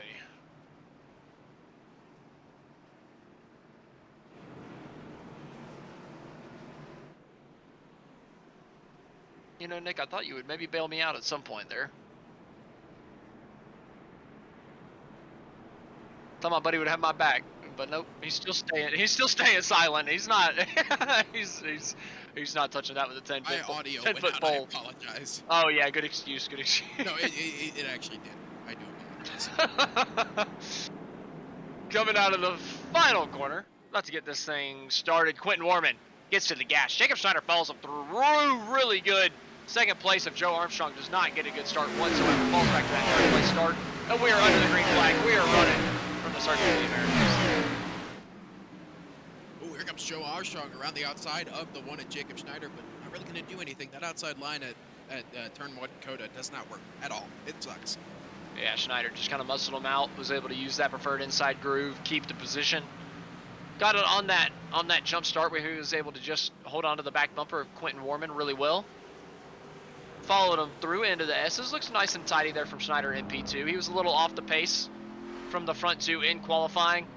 I saw that Warman, I didn't check Joe Armstrong, but I saw Warman actually ran his lap on lap number 1. So Schneider, who spun on his second lap, didn't actually have a disadvantage in terms of the lap time, like what lap Quentin Warman ran his lap on. So I don't know if first lap was actually quicker on qualifying, but Quentin Warman made it stick on lap number 1. And he's starting to pull away from that second place battle where Joe Armstrong's starting to stick it to the inside of Jacob Schneider here. Oh, Schneider does the up and under, though, off of turn number 11 there. Headed down the back straightaway. It looks like Schneider got a little bit worse of a run compared to Joe Armstrong. Headed down now to turn number 12, our favorite corner in the whole wide world, right behind turn number 7. We'll have to see if Schneider does get the dive bomb. And, oh, wow, he does. Oh, big twitch on the apex for Schneider. He gets loose, able to catch it, able to hold on to have the preferred groove down into the next corner. Schneider's going to be able to take that spot back. I can't believe he was able to hold on to that from Joe Armstrong. Schneider back up into P2 behind Quentin Warman here to Ryco 1-2. Yeah, he was able to, he definitely overshot turn 12 there, but he was able to keep it straight somehow. Props to him, because if that were me, I would have locked up the tires and I would have been in that outside wall more than likely. It ended up being where he overshot it the perfect amount. Like, he overshot it to where he could park it on the exit of the corner and not lose enough momentum to where he could just dive into the apex of the next one and be perfectly fine. So, credit to Schneider. But now he's under pressure again. Armstrong dives it into the apex of the final corner, turn 20. And now they're side by side once again up the front straightaway down into turn 1. Yeah, Schneider, though, has the better run heading up towards turn 1. You know, you're headed down to turn 12, or you're headed up towards turn 1, and Armstrong is going to get the big-time lunge there into turn 1, and it looks like that's going to be battle done for now, unless Schneider gets the up and under going again, but he's not going to be able to. Yeah, these guys are just not tired of battling for that second place position. Allowing Quentin Warman to scoot away a little bit here at the beginning, but, I mean, I don't know. I don't really know who's the fastest out of the 3, if we can even make an assumption at this point, because of how hard the second and third place guys have been battling. Yeah, it's honestly really too early to tell who's quick here and who's not. So I think now that these two aren't side by side for the majority of the lap, we'll start to see who's faster and who's not. So I think this is going to be a battle between Armstrong and Warman. Well, if that ends up being the case, Jacob Schneider ends up doing a bit of a service to Quentin Warman there, holding up Joe Armstrong, who goes maybe a little deep into turn 11. Going to give him a straight run out to where he can get a good run down the long back straightaway, but that top speed does max out at one point to where it really doesn't do you any good. Armstrong holding steady at that 1.6 gap, actually cutting it down to 1.4. We saw the ticker change that last time by. So cutting into that lead a little bit, down into the braking zone though. Schneider getting down to the back bumper of the 22. Joe Armstrong just a little bit more ginger getting down into turn number 12. Maybe just holding on to the front tires of that thing as well, getting down to the braking zone. Yeah, I think he's just holding on to the tires in general. Oh, we got a hornet's nest going on back here. This is around where Justin Levine is. You know, that whole grouping of cars, it's the 13 of EJ Luna I see. Ty Rose looks like he's in that as well. Philip Groner is in that general area, so looks like these guys are starting to get a little bit crazy. Yeah, everybody racing pretty hard here from Simpson on back. Levine running right behind him in 10th, in 9th, Luna in 10th, Dumas 11th. Side-by-side battle here through the quadruple right, down into turn number 19.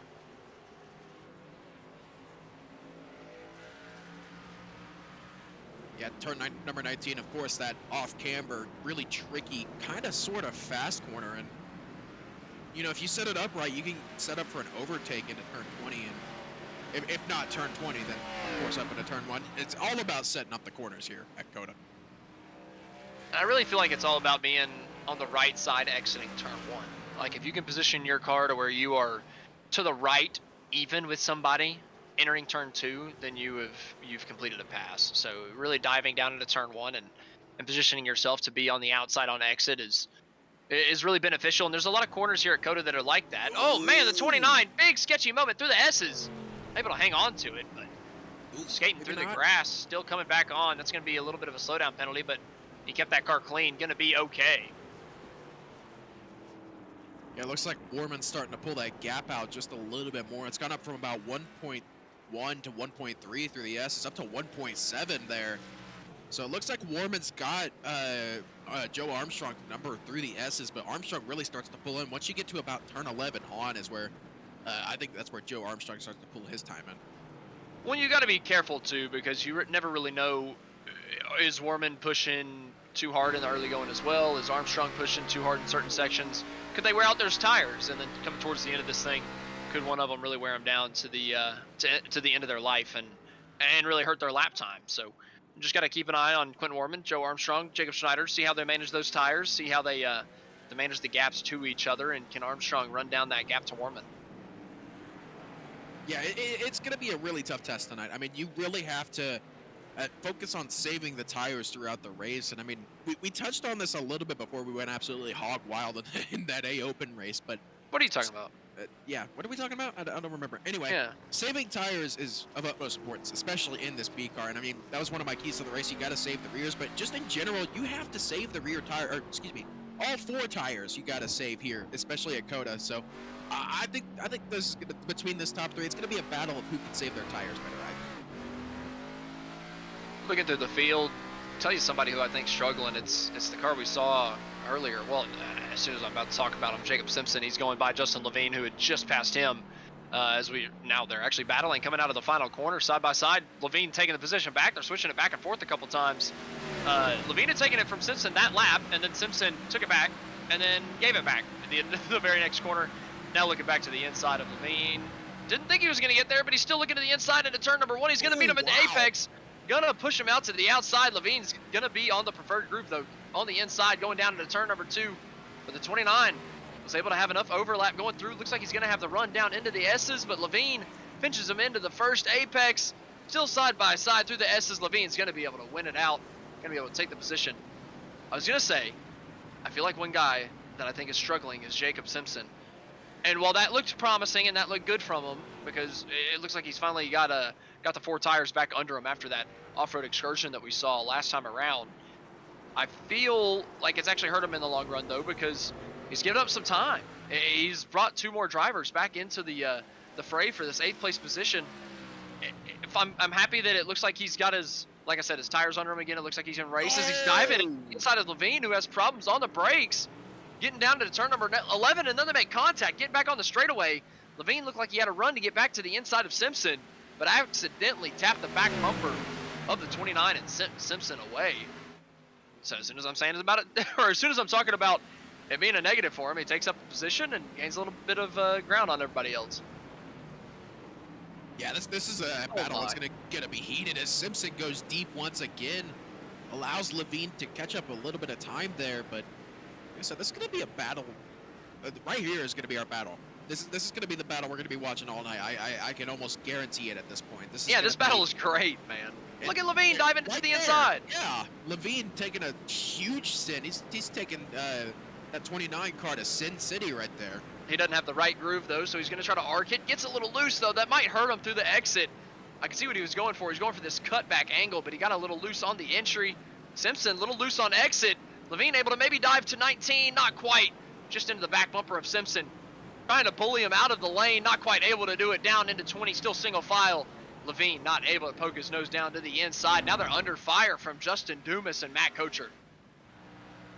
Yeah, this is a 4-car battle, about to be a 5-car battle as you see a car a little further back that's getting a little bit of time there. Justin Levine, they didn't really get that good of a run coming off of 20. He pokes a nose to the inside of turn 1 there, but not really going to be able to make a move out of that. Of course, you got the S's coming up, which is almost impossible to complete a pass through, but you know, we saw Justin Levine do that last lap, so who knows what I'm talking about. Yeah, but they were already side by side getting in. You got to be side by side getting in, and then who knows at that point, right? Just whoever gets through the first couple Apex is better. There, he had no overlap. He wasn't even close to getting there. It's going to be a lot tougher. But here through the exit of the S's, Levine makes up a lot of ground. Matt Kocher, though, also makes up ground on Levine. Makes a little bit of a challenge to the inside of him, but backs out of it. Allows Levine to challenge Simpson up here for that 7th place position. Sorry, the 6th place position. Simpson runs a little bit wide, allows Levine to maybe challenge the inside. Not quite, though. Kocher going to be all over the back bumper of Levine going down to 12. Yeah, headed down to 12. Kocher's, or excuse me, yeah, you're right. Down to 11. Kocher's going to look to the inside of the 1 car. Justin Levine. Kocher has the move made, but Levine a little bit slow on the exit there. He's going to burn the tires out there, and fortunately, that's going to be another position loss for that 1 car. Yeah, a little squirrely exit. Got put off with that move from Kocher to the inside. Late on the brakes. Good move from Kocher. Levine got a little sketchy on exit, trying to beat him back to the gas. Able to file back into position though. Just needs to get his bearings back under him. You know, he's had a rough couple laps fighting with Jacob Simpson a little ways up the road. He just needs to get his bearings back under him. Understand it's a long race. He's got a long ways to go, and Simpson seems to be pretty prone to making mistakes. As he makes another one, brings Matt Kocher right up to his back bumper. Yeah, I was gonna say we're not even a quarter of the way through this race, and Kocher side by side with him. Yeah, Simpson makes another mistake coming off of turn number 15 there. Heading into 16, 17, and 18 here, they're going to be side by side, and it looks like Simpson's going to give up that position to Kocher, or Kocher's just going to drift and Tokyo drift through the corner. Kocher pushed the ever-living heck out of that car. It's just, I mean, pushed it to the absolute edge, all the way through the outside of the quadruple, right? Was able to make the move stick around Simpson, but Simpson fighting back on the inside out of 20, just about was able to get to the inside. Kocher, though, gets the drive off, leaves Simpson in the dust, move Kocher up to 6th place. Yeah, these guys are battling all really hard here, but, I mean, you see them drifting off of pretty much every slow corner here, and that's got to be burning those tires off, so these guys are definitely going to be hurting for handling here in a couple of laps, I think.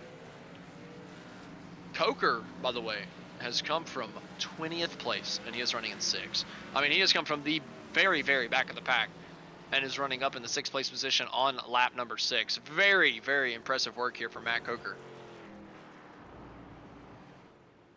Yeah, he's doing about what Alex Murray did in the A Open, going from 18th to 3rd. He's in a similar area right now. Of course, Murray gained 15 positions throughout that race, and you know, he's faster than our leader. Kocher? No, he's not. Kocher just ran a 19.4. Quentin Warman just ran a 16.9. What I'm looking at on the ticker, it looks like he's getting faster. He was 24.9 at the line last time, and on our ticker it says 23.9 right now. So I think this lap he's been a second quicker. I think the timing's a little bit broken. I'm not gonna lie. You might have a case for that. You might have a case for that. I was gonna say Kocher was 3 seconds a lap, or 3 seconds slower that last lap than Warman was. So. Well, maybe Kocher, or maybe Warman ran into a lap car and the ticker came down because of that. Because it is now, since then, gone back up to over 24.5. So it's skyrocketed back up. So. Yeah, so I think timing's just broken. Yeah. Who would have thought? Yeah, Producer stuff. C- tier.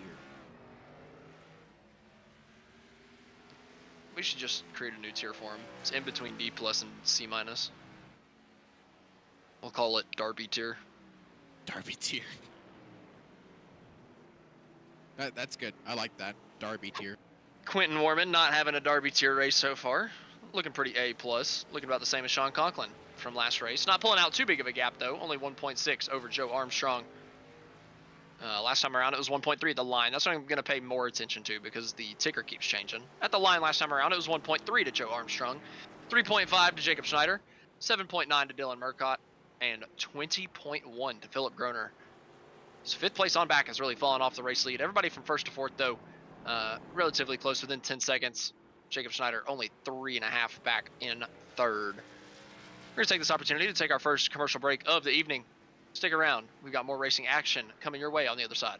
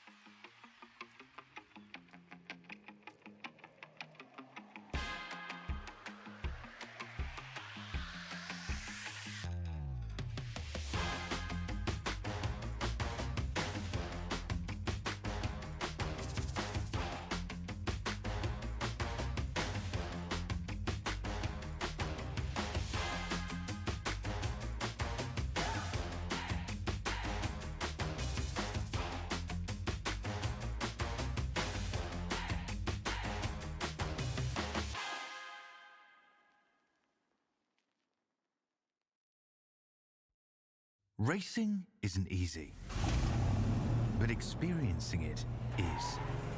iRacing puts you in the driver's seat with the industry's leading sim racing game. Drive on laser scan replicas of the greatest racing circuits from around the world. Go head-to-head against other drivers chosen by skill-based matchmaking to ensure competitive racing at every level. Compete across all your favorite series. In officially licensed cars, engineered to deliver the most accurate driving experience possible.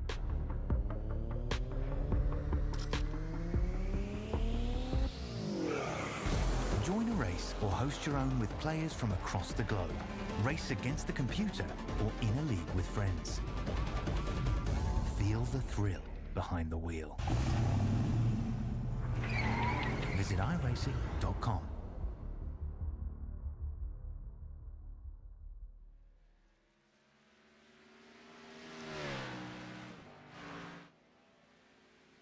Welcome to the Ryco Performance, Monday night, top split. This is the B Open race. We've already completed that A Open race a little bit earlier tonight. We had Sean Conklin lead wire to wire, and it's looking a little bit more of the same tonight, or in our second race tonight. Quentin Warman leading all of our first 8 circuits around the Circuit of the Americas. Joe Armstrong, though, keeping him honest, only 0.8 of a second back to that second place driver, keeping this thing a race between the front two as we get a very intrusive angle of Quentin Warman inside his vehicle here in the race lead. That has got to be one of the greatest helmets I've ever seen. by far. But without a shadow of a doubt, the greatest helmet I have ever seen on iRacing. Yeah, I think I'm gonna go find that helmet on Trading Paints, and that's gonna become my new helmet. That SpongeBob. I'm helmet. just. It's a lot. It's a lot for me, man. Yeah, our producer keeps talking about the Mr. Bean helmet. There was a Mr. Bean helmet from was it the Global Racing Truck Series? Was that it? Was that the series? I don't know if that's the series that it was in, or I don't know. Somebody had this Mr. Bean helmet. Anyway, I know I'm going on a tangent, but that thing gives me nightmares, man. Scares me. SpongeBob one looks pretty good. I like Quentin Warman's because it's not too scary. It's just a little character. But man, putting a real person's face on a helmet doesn't look too good, especially Mr. Bean. Man, feels like it's staring in your soul. Yeah, I was gonna say. I mean, I think I know who you're talking about with the Mr. Bean helmet. There's this guy. I don't know if it's the same guy, but he had the Mr. Bean helmet in the MPI Xfinity series back when I commentated that, and yeah, that thing was freak. Ugh, it was weird to look at. Well, luckily Quentin Warman does not have a freaky helmet. He's got a nice little SpongeBob. I wish I could do the laugh, man. I would break out that laugh so quick right now. Just to do the impression, but he's got the nice little SpongeBob helmet leading the way. Maybe if he wins, You shut up. maybe if he wins, we can ask if he can give us a impression. That'll be one way to scare everyone from ever wanting to get interviewed here. SpongeBob. Give me your best Minecraft villager. Ha. Ha. Ha. And we have evolved once again. We're 10 laps into this thing, and we are ha-ing the entire time. Ha. Ha. Ha.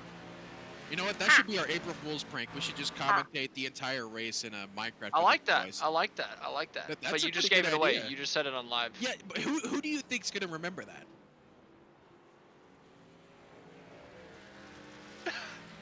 That's a good point. I mean, I'll give it to you.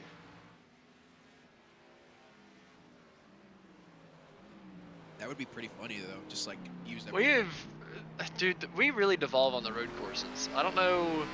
We do. We just start talking about the most random stuff, and the rest of the race is gone. It's just tough, man. There's just very big gaps. I mean, to be fair, that's the mark of a good commentator, being able to fill space. It's like my thigh gap, man. I'm 140 pounds, 6 foot. Like, that's a big thigh gap. Jesus. Hey! We talking Enderman levels here. It's not quite as tall. Like I said, that's the mark of a good commentator, though. You know, being able to fill that empty air where nothing's happening. I mean, I'd say that's pretty good. But it should probably be relatively related. Somewhat. I just talked about my thigh gap. We're looking at a crash from lap number 6. That's the info I got. It's gonna be. EJ Luna going around from, I believe he was in 10th place beforehand. He's in 13th and now a good minute and 13 seconds off the race lead. But it is still a tight battle between the front two. 0.6 of a second between Warman and Armstrong up for that front spot. Schneider 6 seconds back. Murcott 15. Groner 28. Yeah, that's one thing I've noticed is Armstrong there. He takes T1 a lot wider than Foreman does, so that's something that's allowing him to catch that 84 machine there. So, you know, that's one thing you can really do at these road courses is do something different. That's like the biggest tip. Armstrong just looks so patient through the S's. I mean, he's just not really utilizing any throttle, not pushing the car, just letting the car rotate, do its thing. All throughout there, I mean, you could barely hear any throttle input any time since the beginning of getting on the onboard. Now, obviously, you hear the roar of the engine, but man, for a while, just barely using any throttle. Yeah, a lot of people think you got to use the throttle to rotate this car. That's just simply not true. You got to let the car do the work. So, you know, you set it up for the entry to the corner, just let it roll. I mean, that's the easiest way I can describe how to drive the Xfinity car. Just anywhere, honestly, just Let it roll. roll. Let her out. Let her Roll out. off the throttle, just let it sit, let it do its thing, and then mash the throttle off the corner. Oh, pass for the lead here. Can he get the move done? Armstrong to the inside. Warman's going to have to move on the exit. Just about contact between the two. Warman able to fight it back on the inside. Able to take the spot back away from Armstrong. But Armstrong's going to try to cut it back to the inside. Not able to do it. Warman covers him off. Able to hold on to the spot. Able to hold on to the lead. I can almost guarantee that's not the end of this. We just hit halfway. There is no way that is the end of this battle.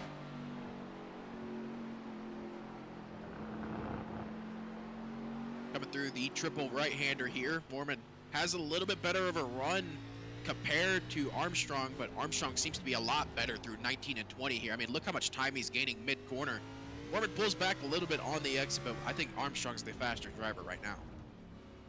Yeah, Armstrong's a little bit quicker. I feel like it could be the case of, because he's not super quick, right? He's not really catching Warman by a large rate, and it's a little bit of a yo-yo effect at this point.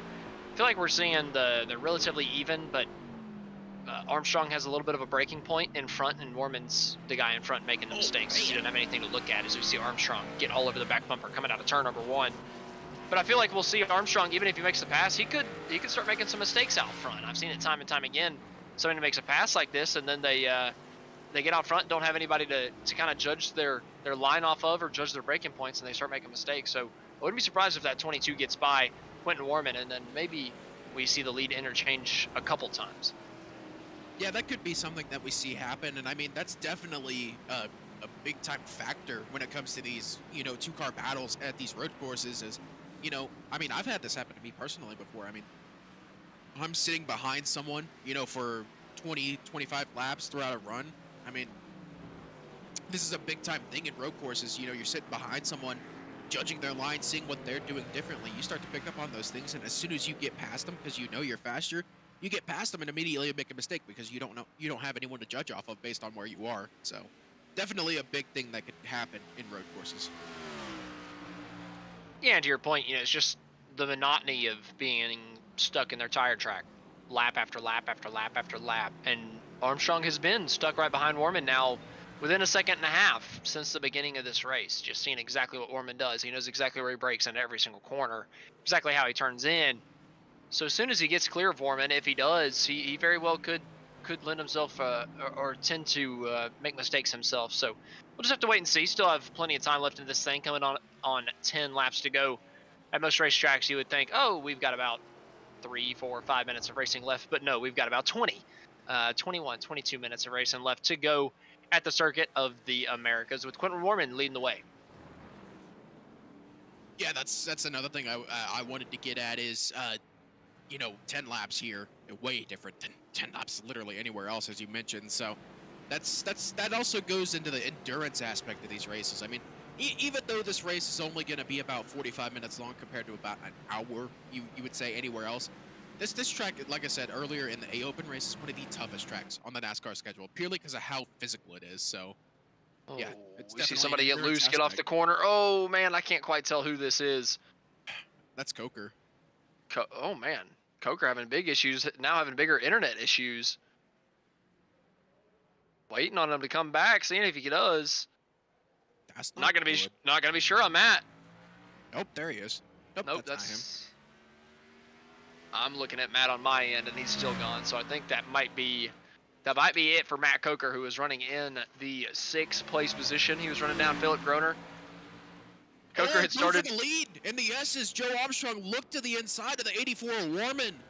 Now he's going to get to the inside, down into turn 10, and this is going to be down towards the hairpin of turn 11. Armstrong has the inside. Will he make the move to the inside of 11? Yeah, he's going to make the dive bomb. Warman's going to try for the up and under, going onto the backstretch here.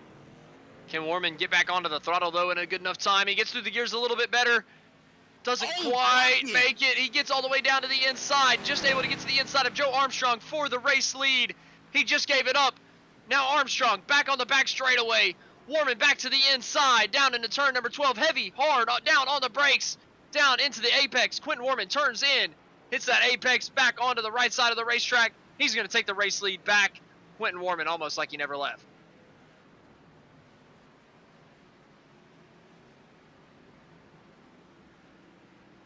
Armstrong, though, attempted a move there on the outside of 13. Now into 15 here. Armstrong just waiting for the next opportunity to overtake. That next decent opportunity is going to be into turn 20. Only have the momentum through 16, 17, and 18 here, down into 19 is going to be the question. These guys get ready to hit turn number 19 here. Off camber, medium speed here, back onto the throttle in second gear. Now hit 20, down into first gear. Who's going to get the better run heading down towards turn 1? So for the moment, it's going to be Quentin Warman, but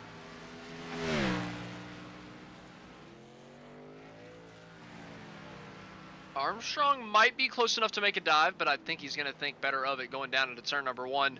Just takes a very, very wide arc down into the corner. Cuts back, coming out of turn number 1. Just about looks to the outside of Warman, but thinks about just getting the better arc down into turn number 2 before they get into the S's. Down into turn 3. A little bit straighter run for the driver in second of Armstrong. Clatters that first curb. Gets down into the center of the S's. First couple of corners looks nice and tidy from both guys. Armstrong tightening up to the back bumper of Quentin Warman through the exit of the S's. Through turn number 7 into the right-hander of 8. And then back uphill into 9. Armstrong all over the back bumper. This is where he was able to make his move last time. This time a little bit too far back. yeah, that's one thing I'm noticing is Armstrong's way faster than Warman through the first half of the track. You know, the S's. Oh, did Warman make Warman! contact? No, he got slowed up by a lap car. He locked up heavy going into turn number 11. It's allowed Armstrong to just get the slingshot coming out of the corner. Warman got a little bit of a side draft coming down the back straightaway, able to slow down the 22 a little bit, but it was not enough.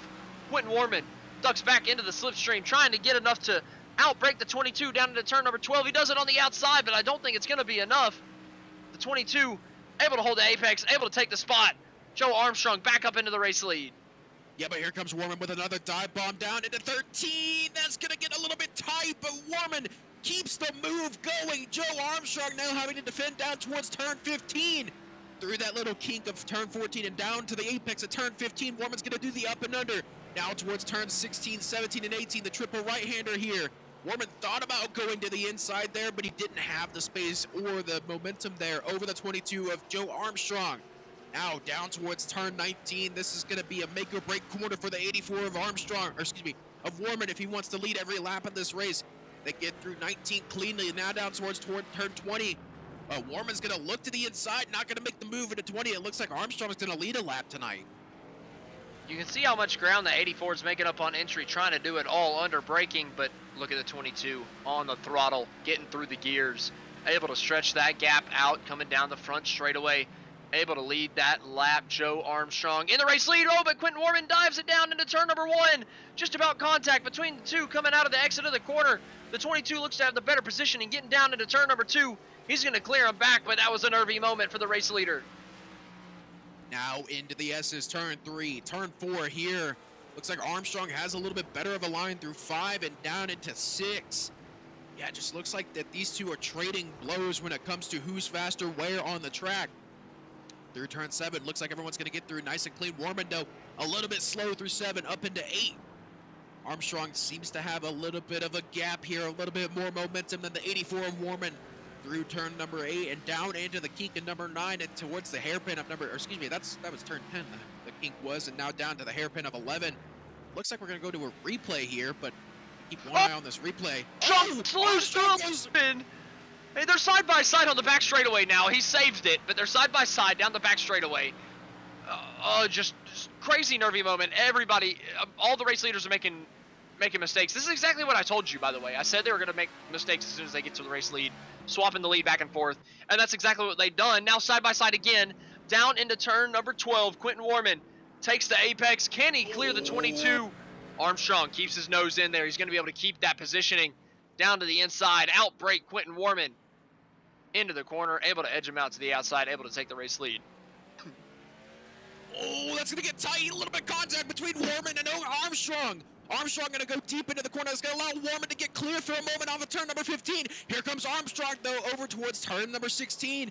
This is a triple right-hander once again. Armstrong has the inside. Now the 84 Warman out on the marbles there. Armstrong has the line down towards turn number 19. He's going to get clear of the 84 Warman. Warman's going to sit in a dive bomb to the inside of 19, but he's going to get picked off by the lap car. That's going to allow Armstrong to lead another lap here as they head towards turn number 20. No, great job from the lap car to get out of the way, to be honest. That was a tough position for, I believe it was Ty Rose to be in. And he got completely out of the way, so big credit to him in a corner that he really should not have been able to get out of the way in. So credit where credit's due. Great job getting out of the way, but also great job from the front too, keeping this thing nice and clean as Quentin Orban dives it into the bottom of turn number 1 once again, meets the apex. Gonna be able to put it side by side for a moment, but not gonna be able to get the race lead. This has been awesome. The race for the lead has been fantastic, and it has been super clean between the front two of Joe Armstrong and Quentin Orban. Yeah, you say it's been clean all race, but they've been racing so hard, this is bound to turn into tears at one point. Like, you can't sit here and tell me that there isn't going to be that one tiny mistake that takes both of these guys out. It may not happen, but the way they're racing, it's almost bound to. I mean, I would tend to agree with you, but I hope I'm wrong. Like, I'm enjoying this so much. This race has just been fantastic so far. I mean, the race up front. I mean, I hope and pray that you are wrong, but I do tend to agree. Like I said, and I don't hope that these two wreck, and I don't hope that these two make contact enough to take both of them out, but I mean, it gets to a point where they're racing so hard that there is a real possibility that they could make enough contact to send both of them spinning. And I mean, they've got forever, you know, the next postcode to Jacob Schneider. He's 7 seconds back off of them, so I mean, he's there, but if these two make a mistake, that puts this race in the hands of the one of Jacob Schneider. This is the thing, man. I know the A Open kind of devolved for us because the racing wasn't too exciting. There wasn't too much going on up front, but this is the thing. Whenever you get two guys that are evenly matched at a road course that are racing for the win, it is unbelievably exciting as they get side by side again in the stock cars. Stock cars put on fantastic road course racing whenever you get two evenly matched guys, and that's what we're seeing right now with Joe Armstrong and Quentin Warman. These guys are toe for toe, tick for tat. I mean, they are just unbelievably evenly matched all throughout this course. That they're a little bit better. Quentin Warman's a little bit better in certain areas. Joe Armstrong better in others, and it's just interchanging lap after lap, corner after corner. Who's faster? So I'm loving what I'm seeing between the front two. Yeah, like I said, this is going to go blow for blow pretty much to the end of this race. I mean, we're coming up to, what, 6 laps to go now? And, you know, Armstrong has a little bit of a lead here, but, you know, Warman just sends dive bomb after dive bomb. Look at this here! Oh, man! He's just so good on the brakes. Oh, my gosh. He's not able to do anything with it, though, and that sets him off the back bumper of the leader by just a little bit. So we're going to take our last commercial break of the evening. Stick with us. We're going to go to the green flag to the end on the other side.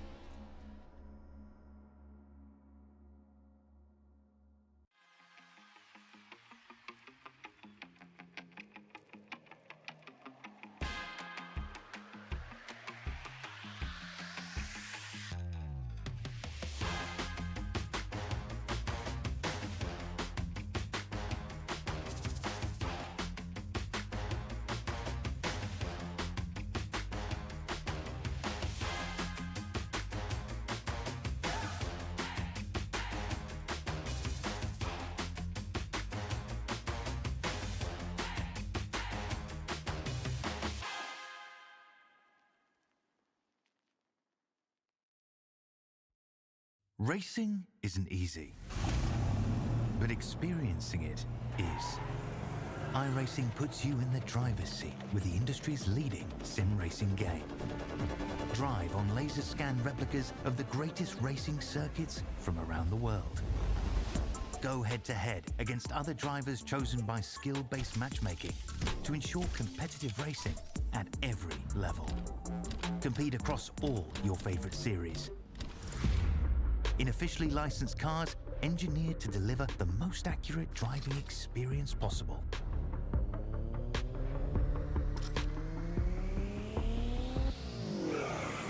Join a race or host your own with players from across the globe.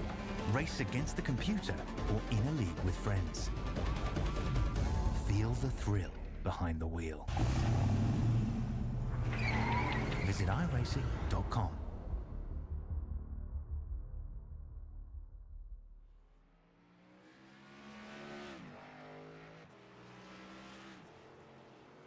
Welcome back to Ryco Performance, Monday night top split on GridVision from the Circuit of the Americas. We've had a great battle for the lead so far. Throughout the entirety of this race, it's finally starting to stretch out as Joe Armstrong has kind of taken a stranglehold on the race lead, stretching out that gap up to a second. Quentin Warman had stretched it to about a second and a half over Joe. Armstrong ran it down, as we see a little bit of a blinking issue out of the 22, but Armstrong ran that gap back down. We saw a spirited battle between the two. And ever since then, Armstrong was finally able to take the lead and has kind of driven off into the sunset, but we've still got 5 laps to go. Wouldn't be surprised if we see an issue out of somebody. I actually think it's 4 laps to go. I think our ticker's just a little off. Yeah, it is 4 laps to go. Actually, no. Yeah, it is 4 laps to go. I can't count. But, I mean, yeah, I wouldn't be... it wouldn't surprise me if there is a mistake. I mean, there was almost run right there as Armstrong just clattering the turtle curves there. And those little mistakes can add up, you know. That can cost him a little bit of time and allow Warman to bridge that gap a little bit. But it seems that he's just been so good everywhere and has been able to just stretch that gap ever since he's gotten out of the side-by-side battle and gotten out of range where one mistake under braking can put Warman side-by-side with him once again. Ever since he's broken that gap, he's been able to just continually stretch it out and build up a gap over 1.5 seconds. I mean, really a big credit to Joe Armstrong here through the middle portion and ending of this race. It just looks like he's been the top-notch guy out of everybody in the field. Yeah, for sure. And it looked like Quentin Warman was going to be that guy for the majority of this race, but, you know, he started to fall off a little bit. We saw Joe Armstrong start to pull him in, you know, 10th by 10th, corner by corner, until eventually they had that crazy battle. And now looks like that torch has been passed off to Joe Armstrong, and he's just a lot faster compared to the likes of Quentin Warman. Yeah, and Warman's keeping him honest, right? He's not letting him run into the distance, but he's definitely stretching it out to where even if Armstrong makes one mistake, Warman's not going to be all over the back bumper. He'll definitely be close to where it'll be scary for Armstrong, but he's got a buffer now. But it's not enough to where he can just throw this thing off the racetrack and expect to be okay. So Armstrong's still got to keep this thing safe. Still has to run really good laps, because even though we're coming to what, 3 laps to go this time by, still long laps. It's still over 6 minutes that we've got to go, so he's got to keep this thing nice and tidy. Still 60 corners left to go. Yeah, that's a really good way of looking at it. People will say, oh, only 3 laps to go. That's not nothing. Yeah, no. 20 corners at Coda, a lot of things can happen in those 20 corners per lap. So, yeah, this race is not over yet, but you know that old saying, it's not over till the fat lady sings? She's not singing yet, but she's definitely starting to warm up. Yeah, I mean, 60 corners, that's like, what, 15 laps at Bristol? Something like that. And I mean, we all saw what could happen at 15 laps at Bristol in the race yesterday. So, you never know. You never know here. Warman kind of cutting that gap back down a little bit. It had bridged over a second and a half, kind of cutting it down to 1.4. Kind of hovering in that gap through the S's, as it looks like our ticker has been fixed by our magical producer. You can never get a really good judge on the gap until you come to a straigaway or once they come to the start-finish line. So we're going to get a look once they come out of turn number 11, whether that gap is really growing or shrinking between the top 2. Coming down into turn number 11, looking at Joe Armstrong getting into the braking zone. He runs that really wide line into turn number 11. Warman kind of tightens it up a little bit, straightens up the entry. Looks like he was a little quicker through the center, allows Armstrong to have a better run all the way down this straightaway. Evens it out, but it looks like he's actually lost a little bit of time to Armstrong since the beginning of the lap. So Joe Armstrong putting in good lap after good lap. Yeah, so that's right there. That's the gap between Schneider and I believe that's Marcotte, Dylan Marcotte. So Switch to Schneider again? Yeah. Schneider's going into 12 now, or he's out of 12 already. Wow. I think they were both at apexes at the exact same time. So they're 23 seconds apart. So from apex to apex on the back straightaway, it is 23 seconds. Good to know. There you go. The more you know. I don't know when you're ever going to use that information, but now you know. Yeah, that's the gap between Groner and Levine there. I mean, it looks like it's a pretty similar gap. I mean, you know, that's Groner at the apex there. Oh, well, never mind. Yep, they hit apex to apex that time. How far apart are they right now? They're 23 seconds apart. Look at that. Man, you're 47 good. to 110. You're just too good at this. I just You know what? My genius scares back me. up to B tier commentator, okay? Well, my genius scares me. I don't know when you're going to use that information, but if you ever need it, you know where who to credit. Like I said, you're back up to a B tier commentator. I'll take that. Oh, Levine gets a little loose in front of Dustin Tank for the 7th place spot. Hard-spirited battle between these two for that position, as the leader has taken 2 to go. Leader entering the S's. This battle for 6th place, 7th place, all the way just now entering sector 3. Yeah, I was gonna say these guys are going into that 16, 17, 18 combination, and Joe Armstrong's getting ready to go through turn 10 right now. So, I mean, that's how insane. big that gap is. And while the gap from 1st to 7th might be pretty large, the battle for the lead has been spirited. It's been great all throughout this race. So, gotta be honest with the A race. It was a C- tier. You know, it wasn't that good of a race. It was D+. Wasn't that good. This has been a solid B, right? This has been a good race. I love the race for the lead. Joe Armstrong, Quentin Warman putting up such a good fight. Stretched out at the end here, but I mean, what more can you ask for? Good battle between these two coming to the end. Still coming to the end, though. Joe Armstrong has to navigate a lot of corners. He's had some trouble in the braking zone, so still got to pay attention to our race leader through the last handful of corners. Yeah, what is it? We're coming into, this is 14, 15, so he's got 25 more corners? 25? Yeah. You just wanted to show off? Maybe. Wanted to show off your math skills. What in the world, man? Yeah, I'm trying to make you look dumb. It's not going very well. By adding 20 plus 5? I told you, I may not be good at math, but I'm pretty quick. Okay.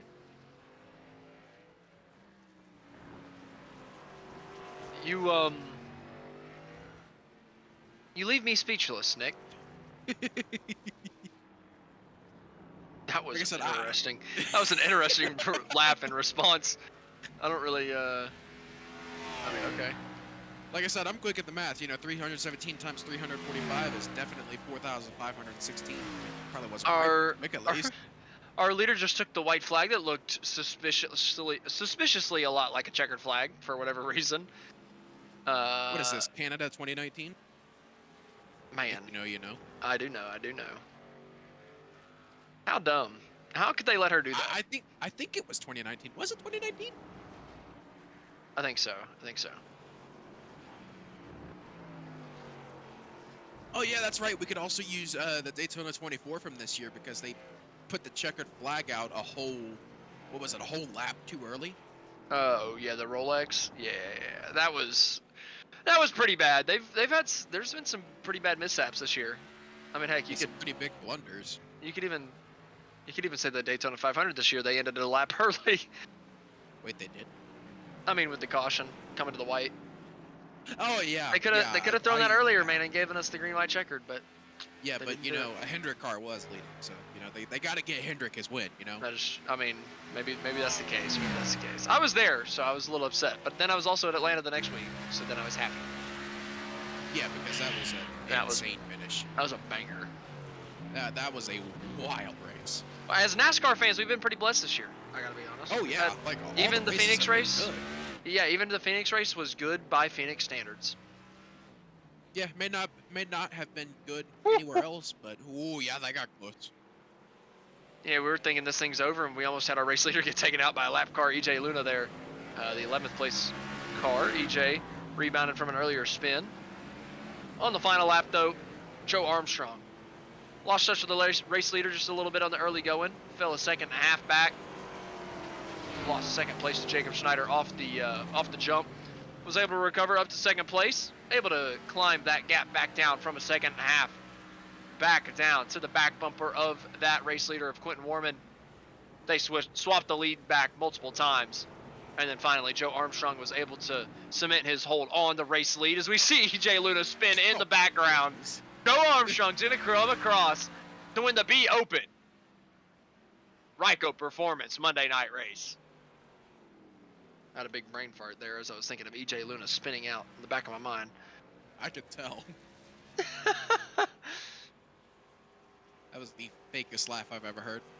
Hey. I'm fake. I can't say anything.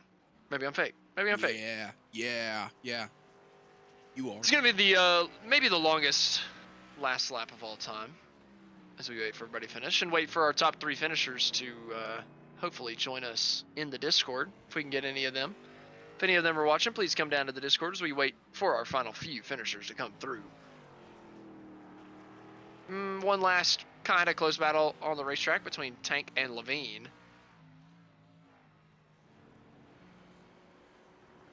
Going into the triple right, Levine about half a second back off the back bumper of Tank going into the final couple corners. Probably not going to be able to do anything unless we see a mistake from the number 9. Number 19, pretty clean. Levine gets loose coming out of the corner, loses a little bit more ground. Dives in him deep into the last corner, not quite able to do anything. Meets the apex pretty nice, slides it out of the last corner. Those rears are burnt up on the one of Justin Levine. Justin Tank's going to come home to finish in 7th place. Levine's going to come home in 8th. A little bit further back, John Meeks in the 17. Looks like he's going to bring it home in that 9th place position. And our final finisher on the lead lap is going to be Blaine Davis, who's going to finish in 10th.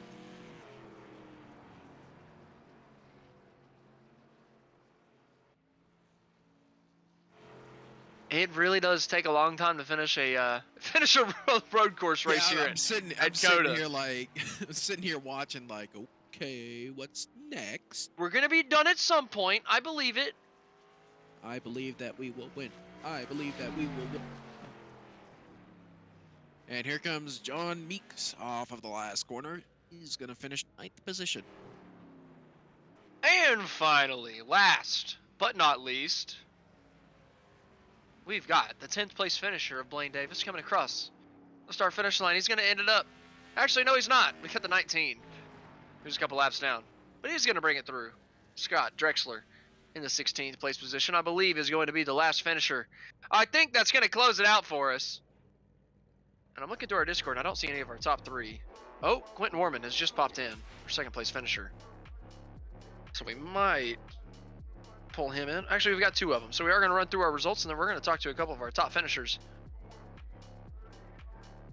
If the results would like to pop up, we will talk about the results. There we are. Finally.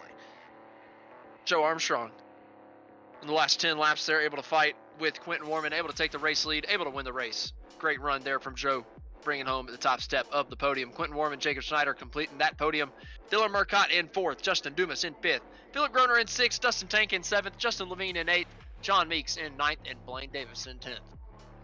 Finishing in 11th place tonight is going to be EJ Luna, who spun on the last lap there. Matthew Schneider in 12th, Ty Rose 13th, Tom Ringer in 14th, Anthony Carter 15th. Scott Drexler going to be finishing 16th tonight. Randy Richard in 17th position with Jacob Simpson in 18th. Matt Coker in 19th, Hunter Fry 20th. James Holtz are going to be finishing 21st tonight. Christian Perkins in 22nd. Hector Colazzo in 23rd. Tobin Keefe in 24th. And Jace Halter did not start tonight. All right, that's going to be your full race rundown. Closing down the B Open race of the Ryco Performance Monday night top split on GridVision. First up, we're going to interview our 3rd placed finisher. That is going to be Jacob Schneider. Jacob, do you have a copy? I sure do. How's it going? Pretty good, man. It was a pretty tame race, I gotta say, for you. I feel like it wasn't the most eventful. What was it like from behind the wheel? Oh, I had fun battling with Joe there at the beginning, and yeah, just a pretty uneventful race again. 2 of them tonight. Yeah, it didn't seem like there was too much happening. Luckily, in the B Open, there was a little bit of action up front. There was a good battle up at the front between Joe and Quentin, so we had something to talk about there towards the end of the race. But Yeah, I had a good view of that. That was my entertainment too. what more did you need in both the races tonight? Like what are you give us, I guess, a peek into what are you working on as a race car driver? What more do you need to be able to challenge the likes of Sean Conklin in the A Open and Joe and Quentin here tonight? I think it's all in the brakes. It's all in the driver. The car is there. It's just, I think I'm getting beat by the other guys on the brakes. Yeah, it's something to work on. Well, I appreciate the insight, Jacob. And are there any shout outs you can give for us? Yeah, Brandon Hawk at Ryco. He's always got these B cars dialed in. I'd never raced this car and just hop in, and he gave me some insight before the race and helped me put it on the podium. Well, congratulations, Jacob, on back-to-back podiums here tonight. Really good showing from you at the Circuit of the Americas. So looking forward to seeing you run more this year. Yep, thank you guys. All right, that's going to be Jacob Schneider. Holy cow, Jacob Schneider finishing in the 3rd place position here tonight at COTA. Next up, Nick Stein's going to be standing alongside Quentin Warman. Quentin Warman, I mean, you had a pretty good, start to the race there, but you just weren't able to hold off Joe to finish that one off, man. Walk us through that. I mean, you had the pace at the start, you had the lap time, but was it just the tires burning out too quickly for you, or were you just not able to keep up with what Joe was putting down? I think I could have saved the rears a little better. While I was racing him, I absolutely killed my rear tires, and once he got by me, it was like he was gone.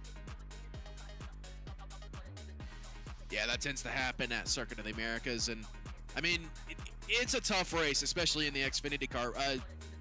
Is there anything more you could get out of the car? I mean, we noticed that you had the lap time. I mean, heck, you ran at, what was it, a 2:13.8 there, and just barely beat Joe to the pole. And is there any more in the car that you could get out of it, or is it purely just, working on the driving right now? I think it's all in the driving. The car is definitely there, considering how big of a heater in qualifying I ran. I just need to save the rears a little better. I don't know how he was able to make it, because he was running a shorter gear than I was, and he was able to get so much more drive off the corner. He must have been clutching or something, because I'm still perplexed on how he made it on fuel with how much faster he was on the exit of the corners. Well, congratulations on the P2. Before we let you go, who you got to thank tonight? I got to thank Brandon Hawk at Ryco for always having the B cars as fast as possible. That set was extremely good. I just need to work on saving the rears a little more so I can start winning some races against some competition. Yeah, congratulations on the P2 tonight, Quentin. Hope to see you next week at, I believe we're Dover next week? I got to look. No. I don't know what we're at, but I know that's not it. Well, thanks for making me look done, Austin. Congratulations on the P2 tonight, Quentin. Thank you, guys. Top tier production quality from the GridVision booth. But next up, we're going to bring up the race winner. It's going to be Joe Armstrong. Joe, do you have a copy, buddy? I do indeed have a copy. How are we doing tonight? Pretty good, man. Pretty good up here. You put on a pretty good show for us down on the racetrack, so we appreciate you and Quentin putting on the show up for the race lead. We were kind of starved from that in the A Open race, so we appreciate you putting on a show for us tonight. No problem, no problem. Yeah, Quentin and Jacob, they were making it hard, but we had a really fun battle. It was clean, as clean as you can be with stock cars on a road course. I'd say fenders were laid, but it was no ill will behind it. So it was a fun battle for 22 laps, and luckily I was able to come out with the W. Yeah, it felt like y'all leaned on each other, but you never really hit each other. So Right. I feel like that's as clean as you can be in a stock car race at a road course. So, I mean, I commend y'all for putting up such a good fight and keeping it clean and swapping the lead back and forth many times. So just walk us through your race, man. What were you thinking, giving up a little bit of time in the easy going or in the early going? Were you just thinking I'm going to be easy on my tires and save it for the end? Or were you worried that maybe Quentin was just a little quicker? So I'm gonna flash back to qualify. Quentin got me by a hair, and I was like, man, because I knew exactly where I messed up in my lap to give him pole, and so starting on the outside, and he went early, and him and Jacob both got clear of me. I was like, this is gonna be tough because they're on the same team, I assume, and so I was like, it's gonna be easy to maybe get around one, but I know that they're gonna make it tough. And so I got around Jacob. He was making it pretty difficult, but got under him into one of the corners and got around him. And then it was all eyes on Q. And I noticed that their entries to the heavy braking corners were a little shallow. And I was able to kind of open up the entry and shoot off the corner. And so around, I guess, lap 5 or 6, I could kind of start picking and nipping away at him. Got to him with, I think, around lap 10. And then we had a really, really fun battle for like 5 or 6 laps there.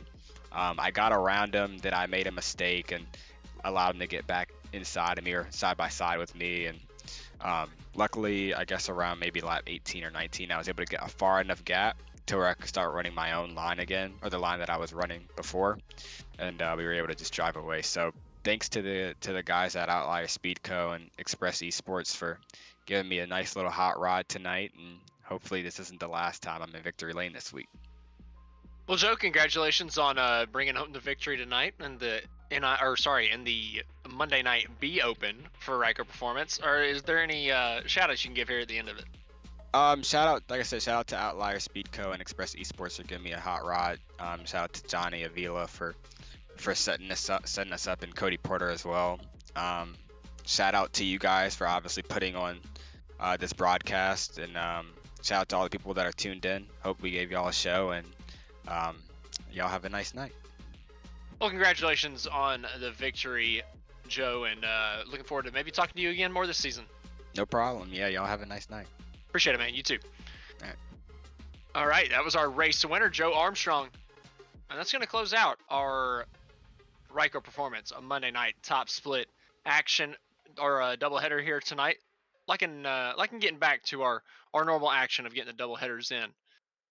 But from the entire GridVision team, we'd like to jump into our schedule. I was jumping one step ahead. I was thinking we were going to our outro, we were going to our schedule. But guess what? All I got to tell you, we're at Circuit of the Americas all week, Tuesday, Wednesday, Friday, 8 p.m. Eastern. Well, that's the wrong time for most of these. 9 p.m. on Tuesday, 8:30 on Wednesday, 8 p.m. on Friday. We're at Circuit of the Americas. We're in Texas. We're in Austin. We're going to some Texas Longhorn football games. That's what we're doing all week long. Horns down. Horns down. That's all I gotta agree say. with that Horns 100%, to be fair. But now we're jumping into what I was trying to do earlier. From the entire GridVision team, we'd like to thank you for watching and participating in the chat. For more information on getting your league broadcasted or starting your career in broadcasting, contact us on Facebook or X, or email us at info@gridvision.live. Special thanks to Andrew Cardinal of Whiplash Sim Cams for providing the cameras used on today's broadcast, and congratulations to tonight's race winners from both the races for winning tonight at Circuit of the Americas. We'd like to congratulate both Sean Conklin and Joe Armstrong. So I've been your host, Austin Edstrom, after that big fat mouthful, alongside Nick Stein, and always Austin Derbyshire behind the production booth. Thank you both for joining me here tonight for the Ryco Performance Monday Night Top Split. We'd like to invite you all to join us tomorrow night for the Champion Power Equipment Truck Series. See you tomorrow.